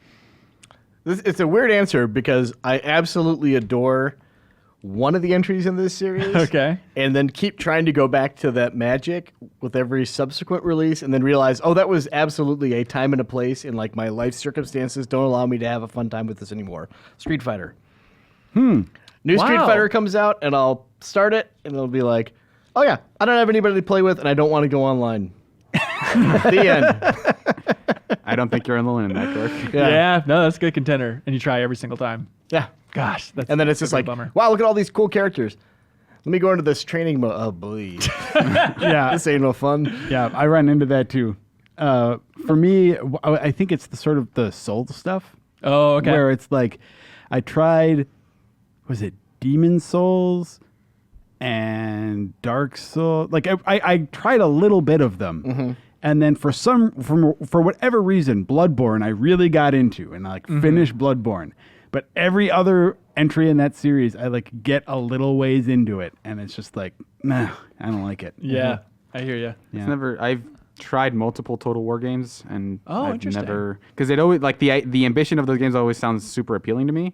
Of just like, hey, it's this enormous war that you're managing in multiple ways, of just like on the front and as like a Civ thing basically. And every time I play them, I was like, no, no. And this one doesn't apply to new entries because there never are any. But like, I have probably 5 times tried to play through Kingdom Hearts. Oh, interesting. Mark, didn't you just play through that? Yeah, I'm about halfway through Kingdom Hearts 2. I need to go back to it. How is it? That's fun. Really? Yeah. Oh, wow. All right. Stand corrected. Controversial opinion. The story is a little complicated in a really dumb way. Walter from Chicago writes in, and the email line was an oldie but a goodie. Like, what the hell could this be about? He says, "Hey, GI crew, it's been too long since this topic has come up. Yoda did not die peacefully," he says. Welcome to a year and a half ago on the GI show.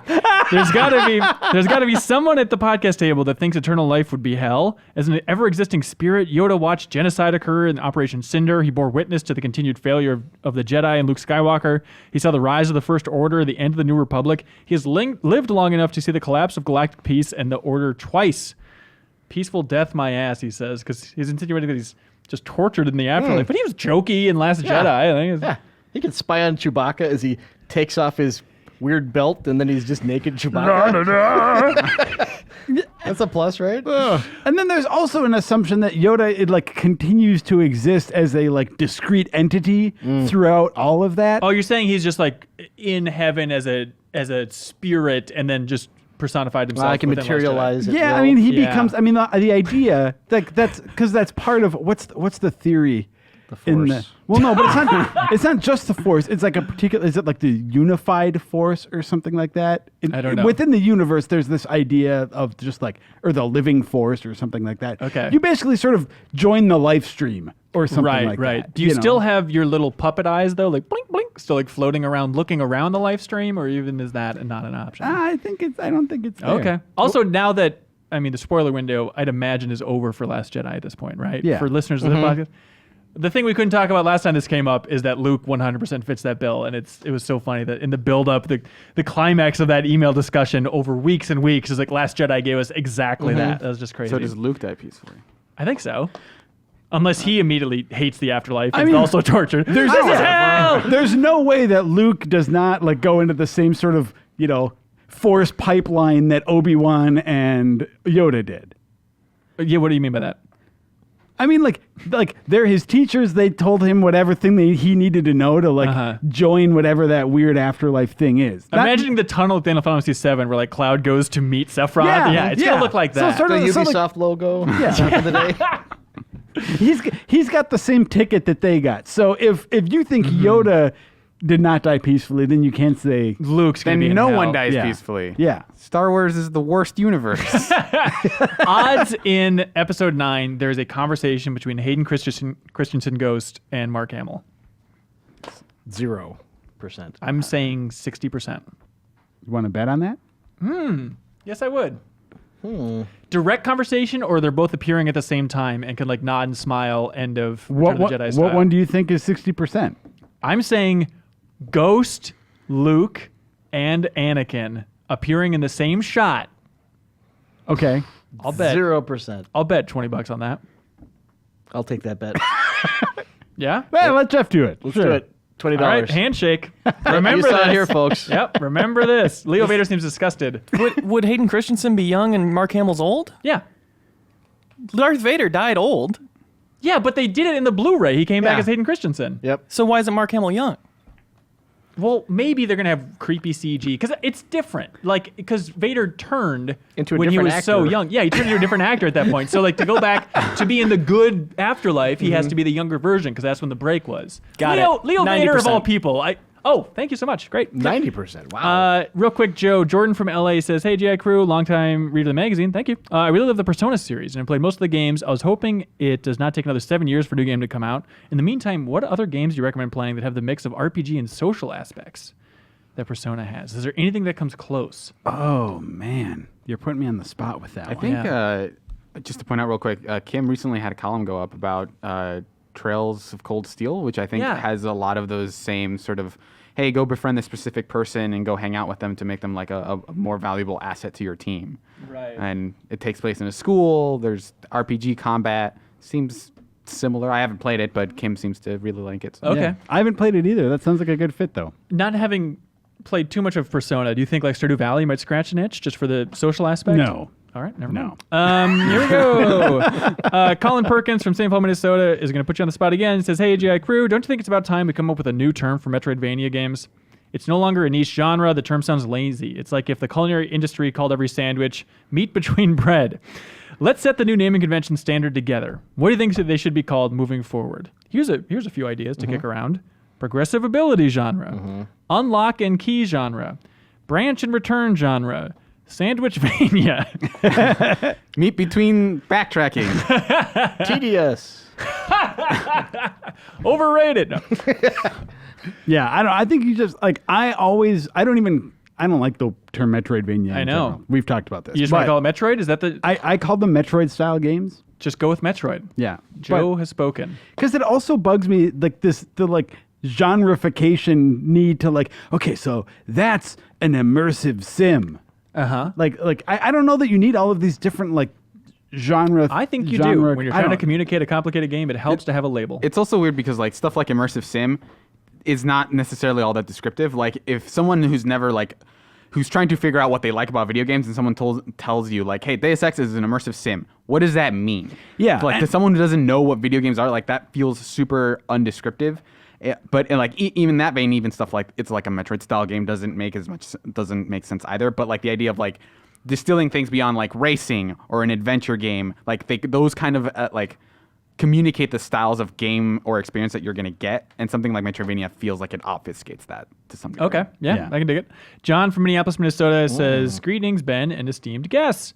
I've concocted a game for you. It's loosely based on Back of the Box Trivia and Doug Benson's Build a Title game from Doug Loves Movies, where they combine and they go to see how many different movie titles they can combine by like the first word or one movie being the end of the title for another movie. Okay. I've written a brief description of 2 games mashed together. The goal of those playing is to be the first to guess the mashed up title. Here's a weird concept. See if you guys can follow along. Do you understand this? No. We'll see. So the titles that this description is hinting at for the 2 games... So it'd be like Resident Man or something. No, it'd be like Resident Evil Dead. Oh. You know what I mean? Okay. The evil would be the connective tissue. Gotcha. All right, did you guys hear that Kratos traveled to Northrend to take down Arthas and become the Lich King? God of Warcraft. A little more specific, Joe. God of World of Warcraft? God of Warcraft 3, The Frozen Throne is where John's going here. I get gonna get specific. Okay. All right, here we go. Oh, gosh. Fighters from around the world gather to compete in 3v3 basketball. Dunk, alley-oop, dragon punch, perform trick combos to fill your game breaker, win the tournament, and stop Shadaloo. Oh, Leo Vader in the booth. NBA Street Fighter? NBA Street Fighter! Way to go. Wait. Oh, so they don't happen in that order, though. Not necessarily. Well, I mean, the order is all over the place, right? Okay. This guy's losing his mind right now. Like, you freaking morons. All right, here we go. I don't know if you heard about this game, but a high school senior discovers they can see the future and manipulate time, and she must use this power to fend off head crabs, unravel the mystery. Half-Life is Strange. Half-Life is Strange, ladies and gentlemen. Okay. This is good. Nice. Galia is under attack by the Empire, Joe. Mm-hmm. But the bounty hunter Johns just stuck you in maximum security prison. Talk, sneak, and fight your way out of prison, then fight back against the Imperial invasion. Oh, Valkyria Chronicles of Riddick. There we go. Yeah. Way to go, man. The world's best roadie, clad in his iconic green tunic, awakens to find himself in a world of heavy metal. Brutal Legend of Zelda. There we go. Okay. God, you guys are really good. Drift, jump, race past robotic dinosaurs across an open city. Earn credit, participate. Forza Horizon. There we go. Well, Forza Horizon Zero Dawn. Yes. Yeah. Yes. Oh, gosh. Okay. Bass guitar player May drops out of college and returns home to find out Richter has declared himself Lord of Possum Springs. She sets off to explore the town and discover its secrets in order Symphony of Night in the Woods? There we go! Okay. After being falsely accused of assault, a high schooler must move to Tokyo. There he lands a security job at the night shift at the local pizza joint and a side gig as the leader of a group of vigilantes. Together, the vigilantes must travel to the metaverse to steal treasures, reform people, and avoid homicidal animatronic animals. Persona 5 Nights at Freddy's. Yes! That's Nice. it. Well done, John. That was good. That's a very clever game. I like that one. Good job, man. I'm amazed you guys got those so quick. Chris Reardon from New Bedford, Massachusetts says, in the tradition of New England towns being named after Old England towns, this is referencing last week's show, there's also a Braintree town in Massachusetts. I don't live there, but I've certainly driven through it at least twice because we're making fun of the town called Braintree. And then Charles from Brighton, England, says, Game Informants, thank you so much for the Spider-Man Game Club. Thank you. I couldn't help but notice your amazement at the name of a town one of your listeners lives in called Braintree. I can indeed confirm that Braintree is a 100% real place. Here's some other English town names. Can you guess which are real? Oh, no. Oh, I like this game. All right. Plumpton. I'm sorry, Plumpton is probably a better That's way of real. pronouncing that. Real. Puckle-Church. No. Barton in the Beans. Yep. Yep. No Man's Land. Yes. Okay, we all like Incredibles. That is correct. Nether Wallop. Yeah, that sounds right. Yep. Puddletown. No. That's also real. New Invention. Yeah. Okay, yeah, that's too dumb to not be fake. Yeah. That is also a real British town. Are these all real? Has there been a single fake one? I don't know if he's messing with us. The next town is called Bitchfield. What? Bitchfield, ladies and gentlemen. Yes. Yes, it is a real town. Oh, wow. Now he has to be messing with us. Wetwang. Yes. Yes. Great Snoring. Wait, seriously, have any of these been fake? They're all real. Bishop's Ickington, Queen Camel, Blubberhouses, and Westward Ho are all real British towns. Thank you, Charles from Brighton, England. Oh, we were tickled by Knutsford, where they make the Lego games. Even that's funny to us. It was funny off air. Right now, I'm above it all. Grow up. Yeah. Grow up. If you're from Nutsville, let us know. Okay, what do you guys like? Email of the week. I think that combining names one is pretty fun. Yeah, the combining names game was my favorite. Also, it's not dependent on this, but it helps that John from Minneapolis, Minnesota puts Minneapolis on the big board. God's country officially. Good job, John. And you know where that is. Hail the conquering hero. I can find it if I Google it real quick. It's in the middle. There we go. Hey, speaking of British towns, how would you like to talk to a regular Brit themselves? Our interview coming up, it's Rex Crowle talking about his life at Media Molecule, life at Lionhead, and his new game, Knights and Bikes. A lot of fun stories about back in the day during some interesting games development. So stay tuned for a lovely interview with Rex.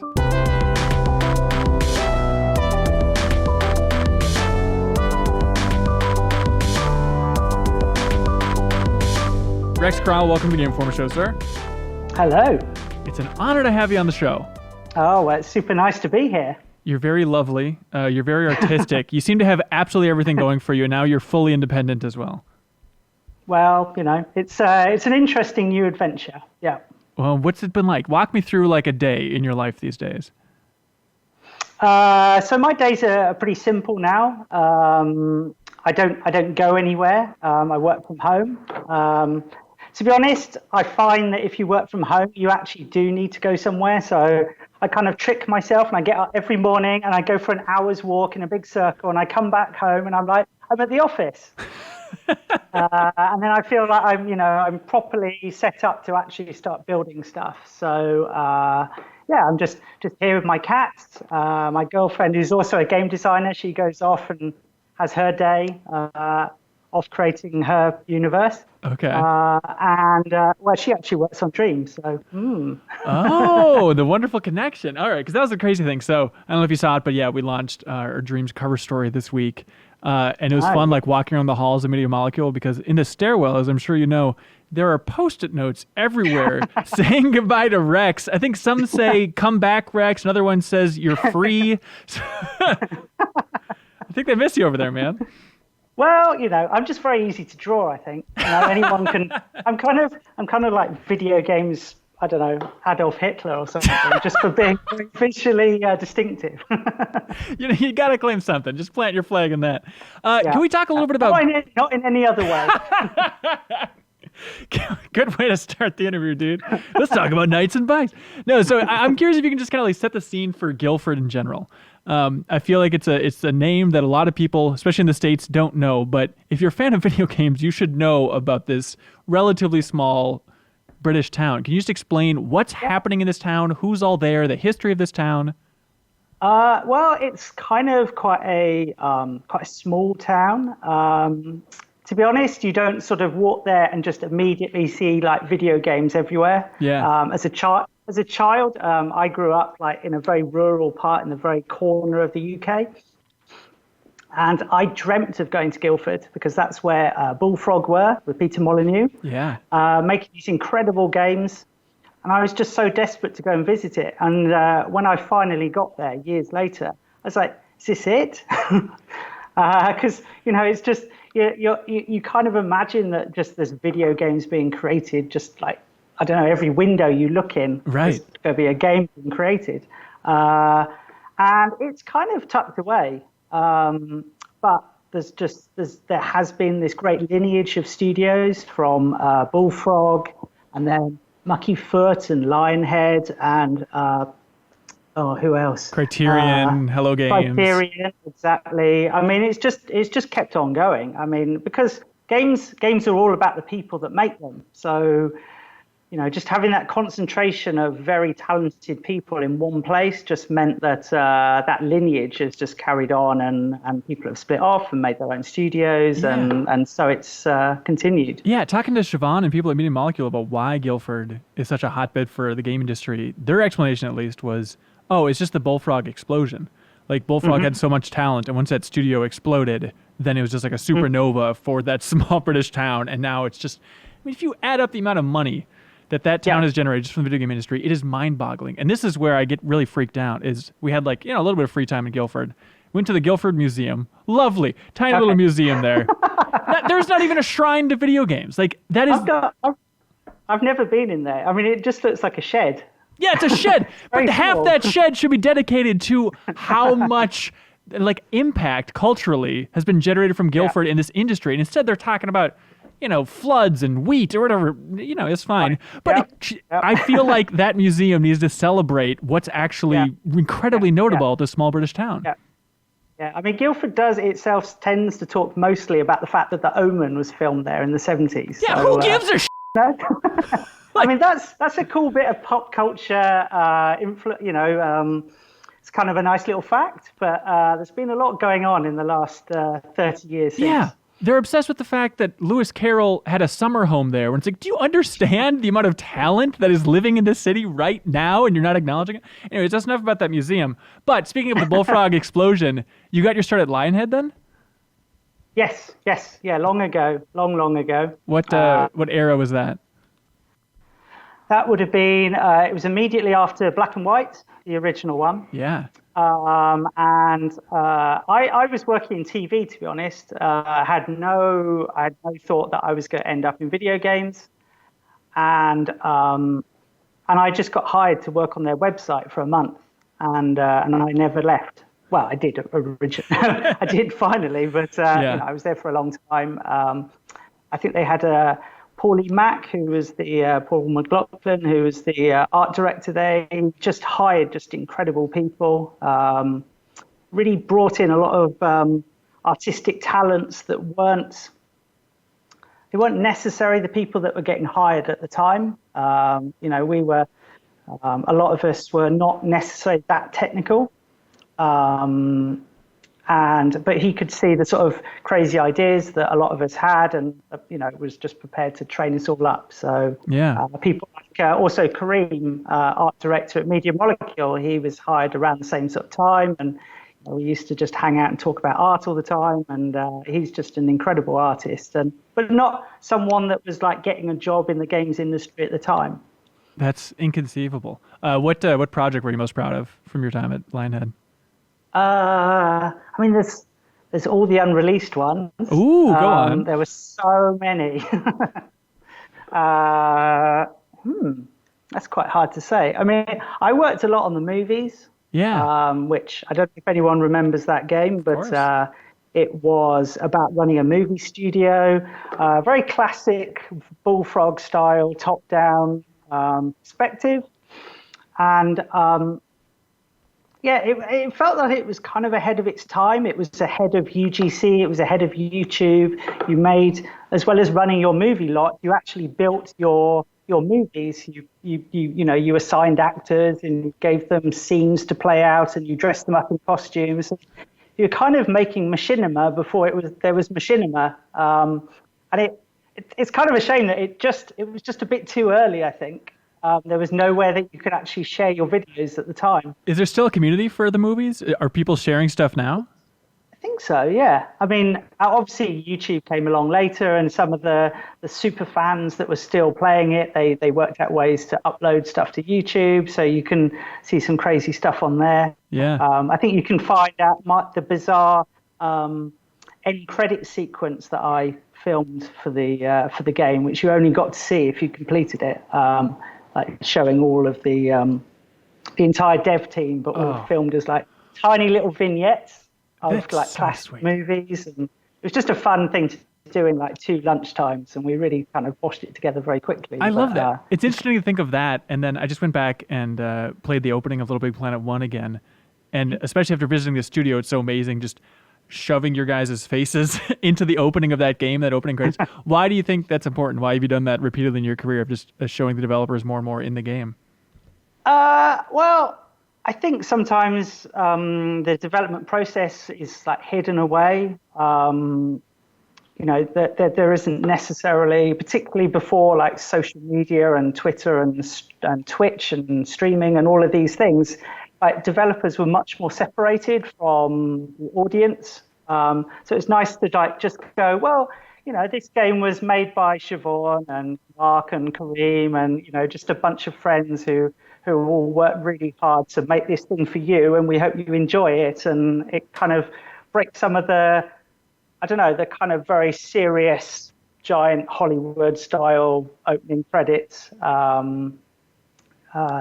Just makes it a bit more personal, really. It seems like the industry is getting better at that, and I wonder how much of it is just having a direct line of communication with developers on Twitter. Like, nothing's better than seeing a developer talk about what they're proud of on Twitter, or just acknowledging the amount of sacrifice that goes into each and every game. But I feel like the wider gaming audience is appreciating that more and more, and I always love it. Like, when a game starts, and it just starts with like a thank you for playing our game message, let alone ends with that. It humanizes things so much. It's great. Yeah, exactly. Because I mean, everyone does put their heart and soul into what they're making. I mean, even like a terrible game, someone has really, really slaved on that to work as hard as they possibly could. So it's all very heartfelt. Yeah. Just on the Lionhead front, real quick, you worked on Fable a fair amount as well, right? A little bit, yeah. A little bit. I was more on the kind of. I made this really weird website for it, which was like a kind of like a pop-up book. Almost like a proto version of Tearaway much later. But it was all like paper cutouts, and you pulled tabs and you decided whether you were good or evil. I worked a little bit on the UI and some of those elements. But most of that period I was actually on the movies. Oh, okay. Yeah, I guess the same period there. Yeah. What do you want from a new Fable game that Microsoft is heavily rumored to be making right now? I don't know. It'd be kind of interesting if it was set in a completely different time period. Yeah. I loved Everyone's Gone to the Rapture. The way that they'd got contemporary English village life. So like a contemporary magical realism version of Fable would be kind of interesting. That's a fun idea. Yeah. It's like everyone's driving around in cars using mobile phones, but is there magic there? Fun. There's sort of strange things happening under the surface. I can already hear fans rioting in the streets saying, "We don't want this. That's not my Fable. What are you doing?" That's why I'm not making that project that probably doesn't exist. Indeed. So, Media Molecule, your time there. How long were you there exactly? A bit over 10 years. Okay.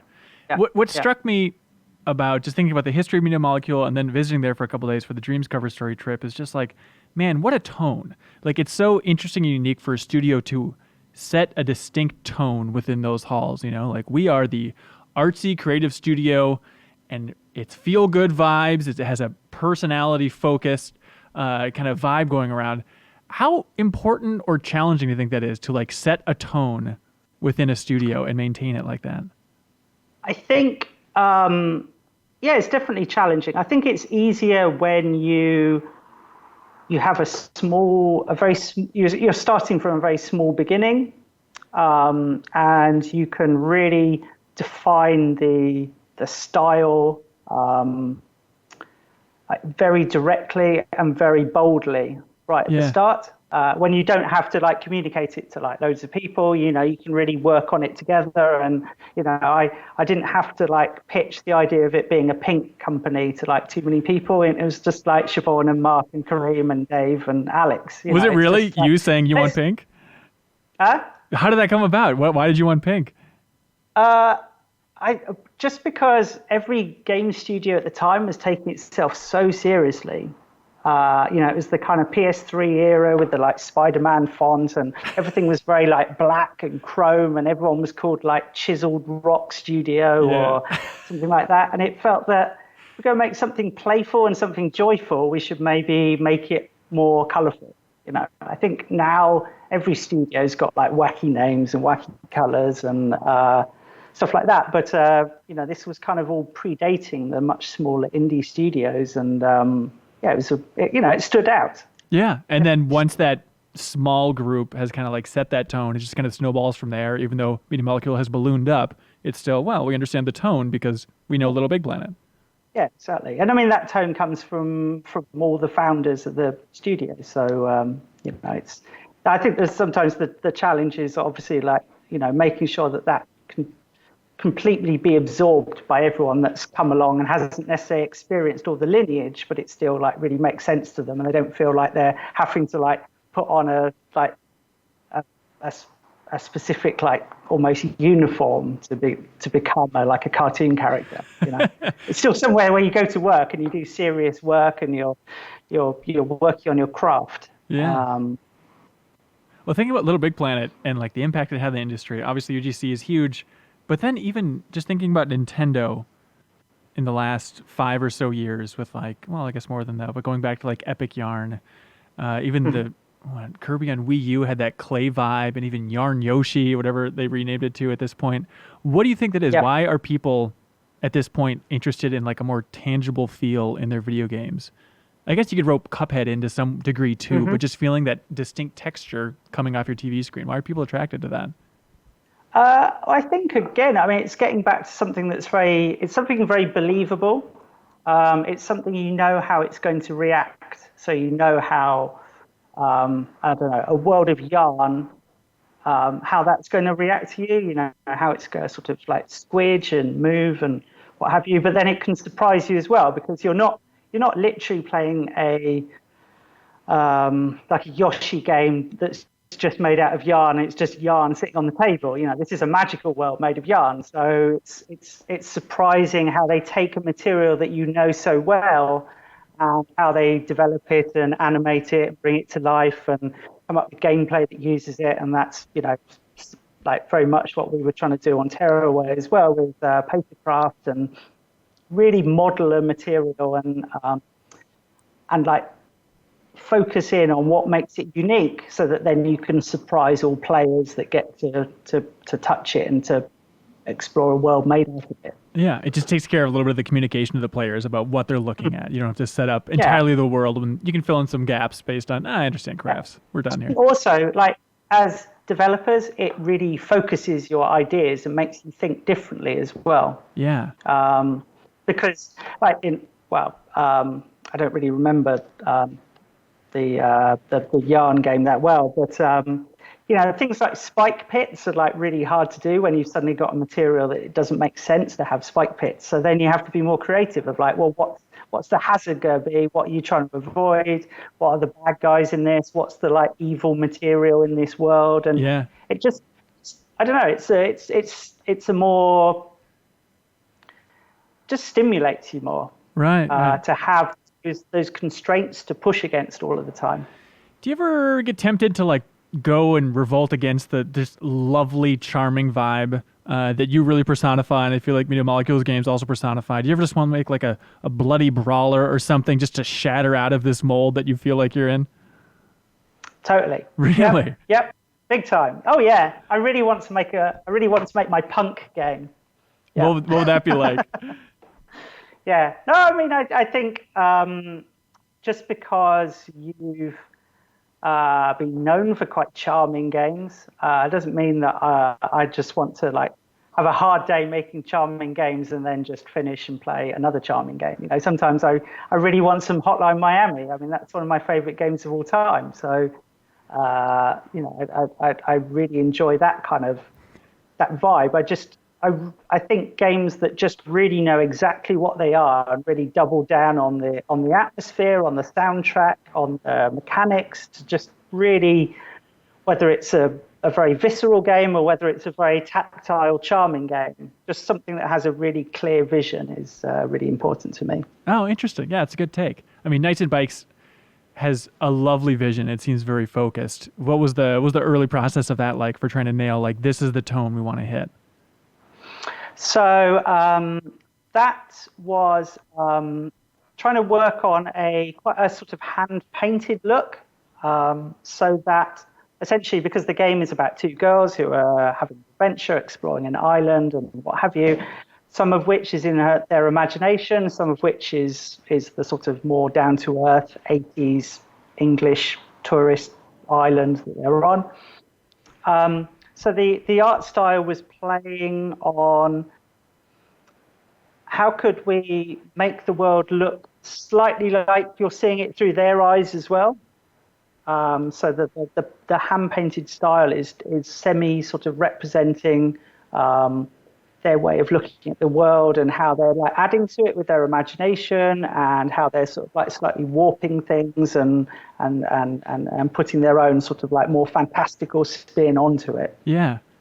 It feels a little bit like Costume Quest from Double Fine in that way, but a more focused artistic version of it perhaps. Yeah, well, you know, we're being published by Double Fine, so that definitely made sense to hook up with them. That works out. Yeah.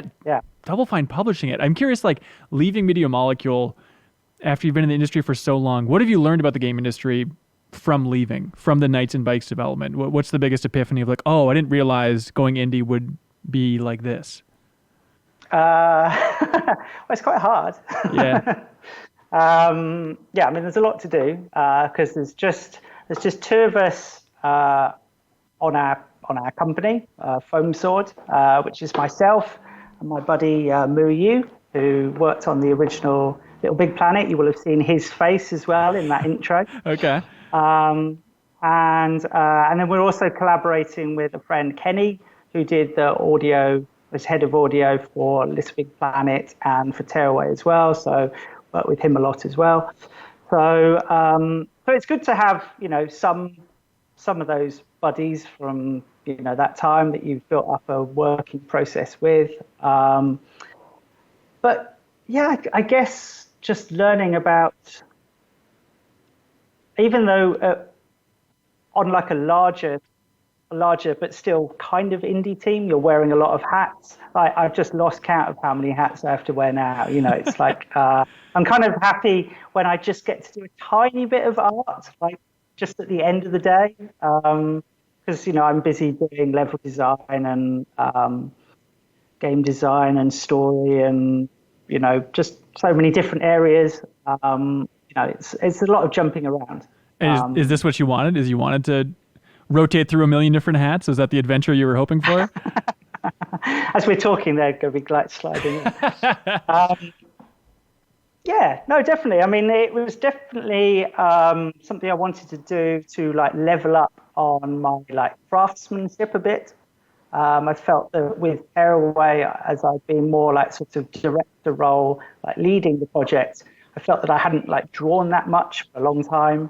I was still managing to like, I still had to keep my hands dirty like the whole time, but wasn't able to like necessarily just like focus in on like I'm just gonna make this part of the game exactly in a certain way. I'm not saying it would be like better or worse. It's just nice sometimes to just lose yourself in the world that you're building. Yeah. So that's been fun.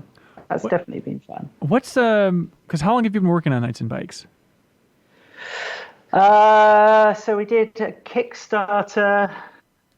God, I'm losing track of time, as our backers will realise, because we're quite. Yeah, sorry. It was a while ago. Yeah, I think we did the Kickstarter it'll be 3 years ago next February. All right, gotcha. And so since you 2.5 years ago. All right, since you're involved in like every aspect of this game at this point, what takes longer than people would realize? Oh. Is it the art? Is it the level design? Is it just the business stuff? Like what's taking up a majority of that time, do you think? I think level design. Really? Yeah. Like that just comes down to iteration? Yeah. I think it's also when you're trying to, you end up having to do like a lot of iterative processes because you might block out a level, it might seem okay, then you start putting the art in, then you realize, oh, well, there isn't really enough, the pacing isn't quite right, or you're not really getting to like show off with a certain visuals, so then you rework the level to then show the art off more, and then you start putting the combat in, but there's not quite enough space for those, and you're just constantly like, it's not so much juggling plates as just moving little sort of quality bars up all the time in different areas. Yeah. And I mean, I don't think you can necessarily break it down into different like disciplines anyway, because like where does art or level design, like where do they meet? There's a lot of crossover. Yeah. And that was something that was so important. The team at Molecule was just making sure there was like great integration all the time. That like Kareem was always talking. It's kind of a failure if you just make a white box level and then you just put just make it pretty at the end by sticking the art on. It needs to be integrated. You can't be making a level that's going to be a factory, but all the shapes are completely the wrong. They're not giving the right sort of like vibe. Right. So yeah, I get it. A lot of iteration. Yeah. Do you feel like you're? just. I was gonna say, do you feel like you're in a race to the finish with Video Molecule about Dreams versus Knights and Bikes, which is gonna get out the door first? Well, yeah, we're cycling along beside each other as always. Friendly waving, as only you guys would. I totally get it. Have you had any revelations about your time at Media Molecule now that you're outside of the game? When you look back at that studio, things you appreciate more, underappreciated aspects of what has been built up there? I think, yeah. I mean, it's just the relationships that build up over time, just the amount of experience everyone has. I mean, these aren't like revelations. I've always known that, but yeah. A studio is always its people and the relationships in those people, and that's where the real magic like forms.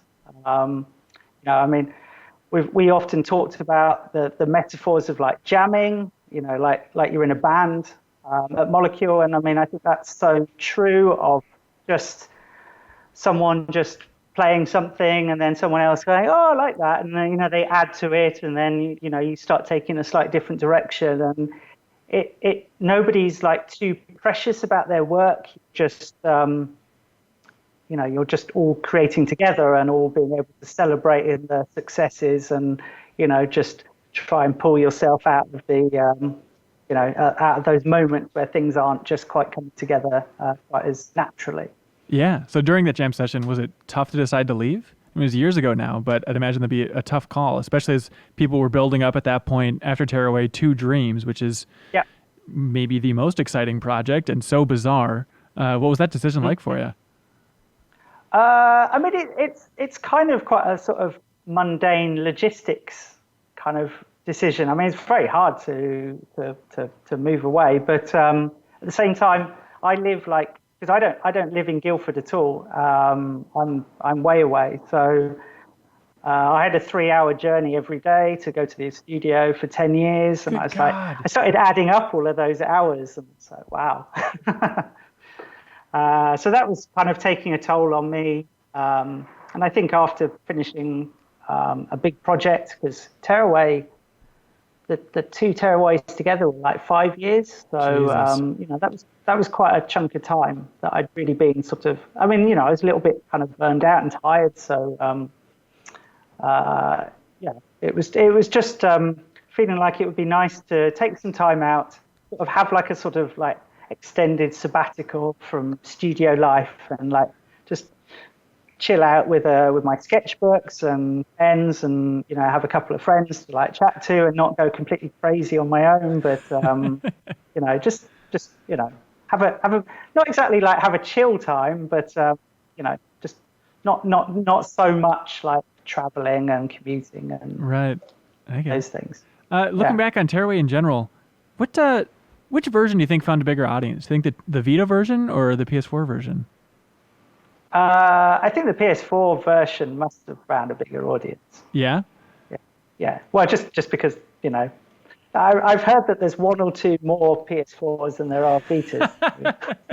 I know they're neck and neck, but... was that stressful during that period to try and get eyeballs and gamers' hands on the Vita to play Tearaway? Like, hey, it's a great game. If you just buy this system, I know there's not much on it, but please.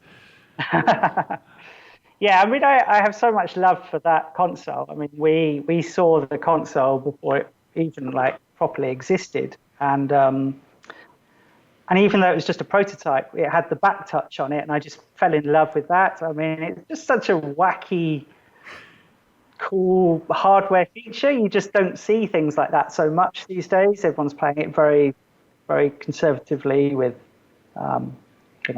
controllers. Yeah. So it was really fun to just like, oh, what would happen if I pushed on the back? Could I make my finger like appear in a game world? That'd be amazing. And that's how that project kind of got greenlit. But thanks to lots of support from the molecules. But I mean, I think the Vita is just a magical piece of kit. I mean, I think it could have done with, I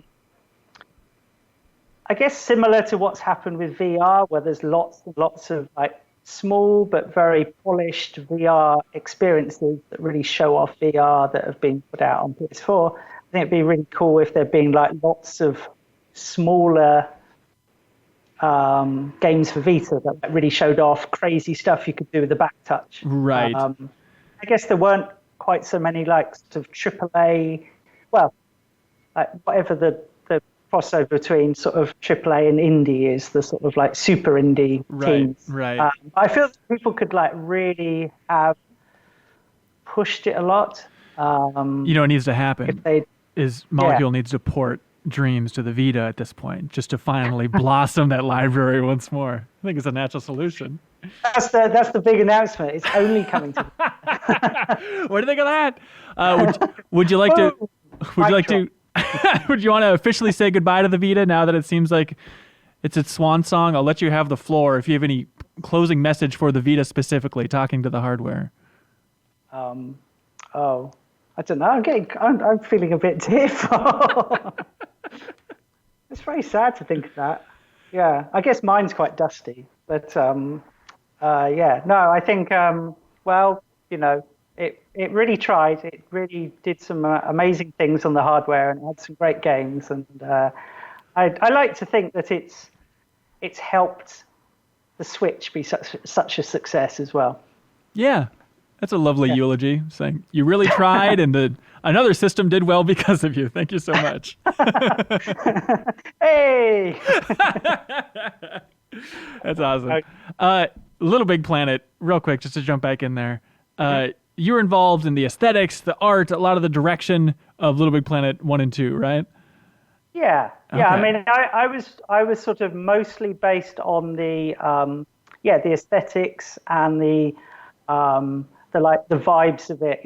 Like picking some of the music tracks that were very iconic and cutting the trailers and logos and box art and things like that. And then getting into more like concept art and anywhere that I could help out, really. The idea of choosing the music for Little Big Planet, that soundtrack, and that first one especially, is so unbelievably good. I feel like, even if it's not in a game, Media Molecule or you should just make like a Little Big Planet inspired playlist and just update it every 6 months or something and send it out into the world, because I think the world could just use a nice relaxing time to listen to a soundtrack like Little Big Planets. Was that a fun process? Is it you that's then sending emails out to the Go team to try and rope that stuff up, or how does it happen? Well, I mean, we were very lucky to we had Kenny like working on the audio sound and like leading that side, and then having the might of Sony to reach out to these bands and get the appropriate things signed off and what have you. It was funny. I remember fairly soon after we put out the Little Big Planet trailer, and the Go Team track just became so synonymous with the game. And then Microsoft had put out an ad which used the Go Team as well. And it went out on YouTube, and just all the comments were like, "Why are you using the Little Big Planets soundtrack? Leave it." Completely ripped them off. Yeah. I wish they would have used that song with the crayon in it. It really would have gone places as well. Do you want to tell that saga? Is an interesting story to get out there? I probably shouldn't tell that story. Okay. Stressful time for you? It was quite stressful. Yeah, we were at the launch party when we found out that every copy of the disc was going to get recalled due to the soundtrack. So that was a strange mixed emotions that night. Just because you feel like you're at the finish line. The game shipped. Oh, it's not going anywhere. It's all coming back again. Back to the office one more time. Oh my God! But hey, it got out there. It turned around quick enough, man. That's crazy. Yeah. Anything else you want to say? Anything else about Knights and Bikes you want to get out there? No, I mean, it's just like really, really pleased with how it's coming along.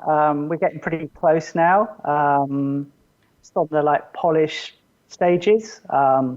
Starting to put versions of the game out for our Kickstarter backers at like some of the higher tiers. So their feedback, the backers have been really incredible, really patient, and it's going to be really interesting to hear what they're feeling about it. But yeah, I mean, it's just cool just seeing our little sort of Goonies-inspired, Earthbound video game about two girls on their bikes cycling around having fun, and just the fact that we've been able to make it with such a tiny team is, it's been a really good ride. Yeah, and if you're watching or listening to this, I really recommend, you can look at screenshots and they look great, but see that game in motion, especially like playing it at E3 this year, just cemented in like, it looks and feels so good.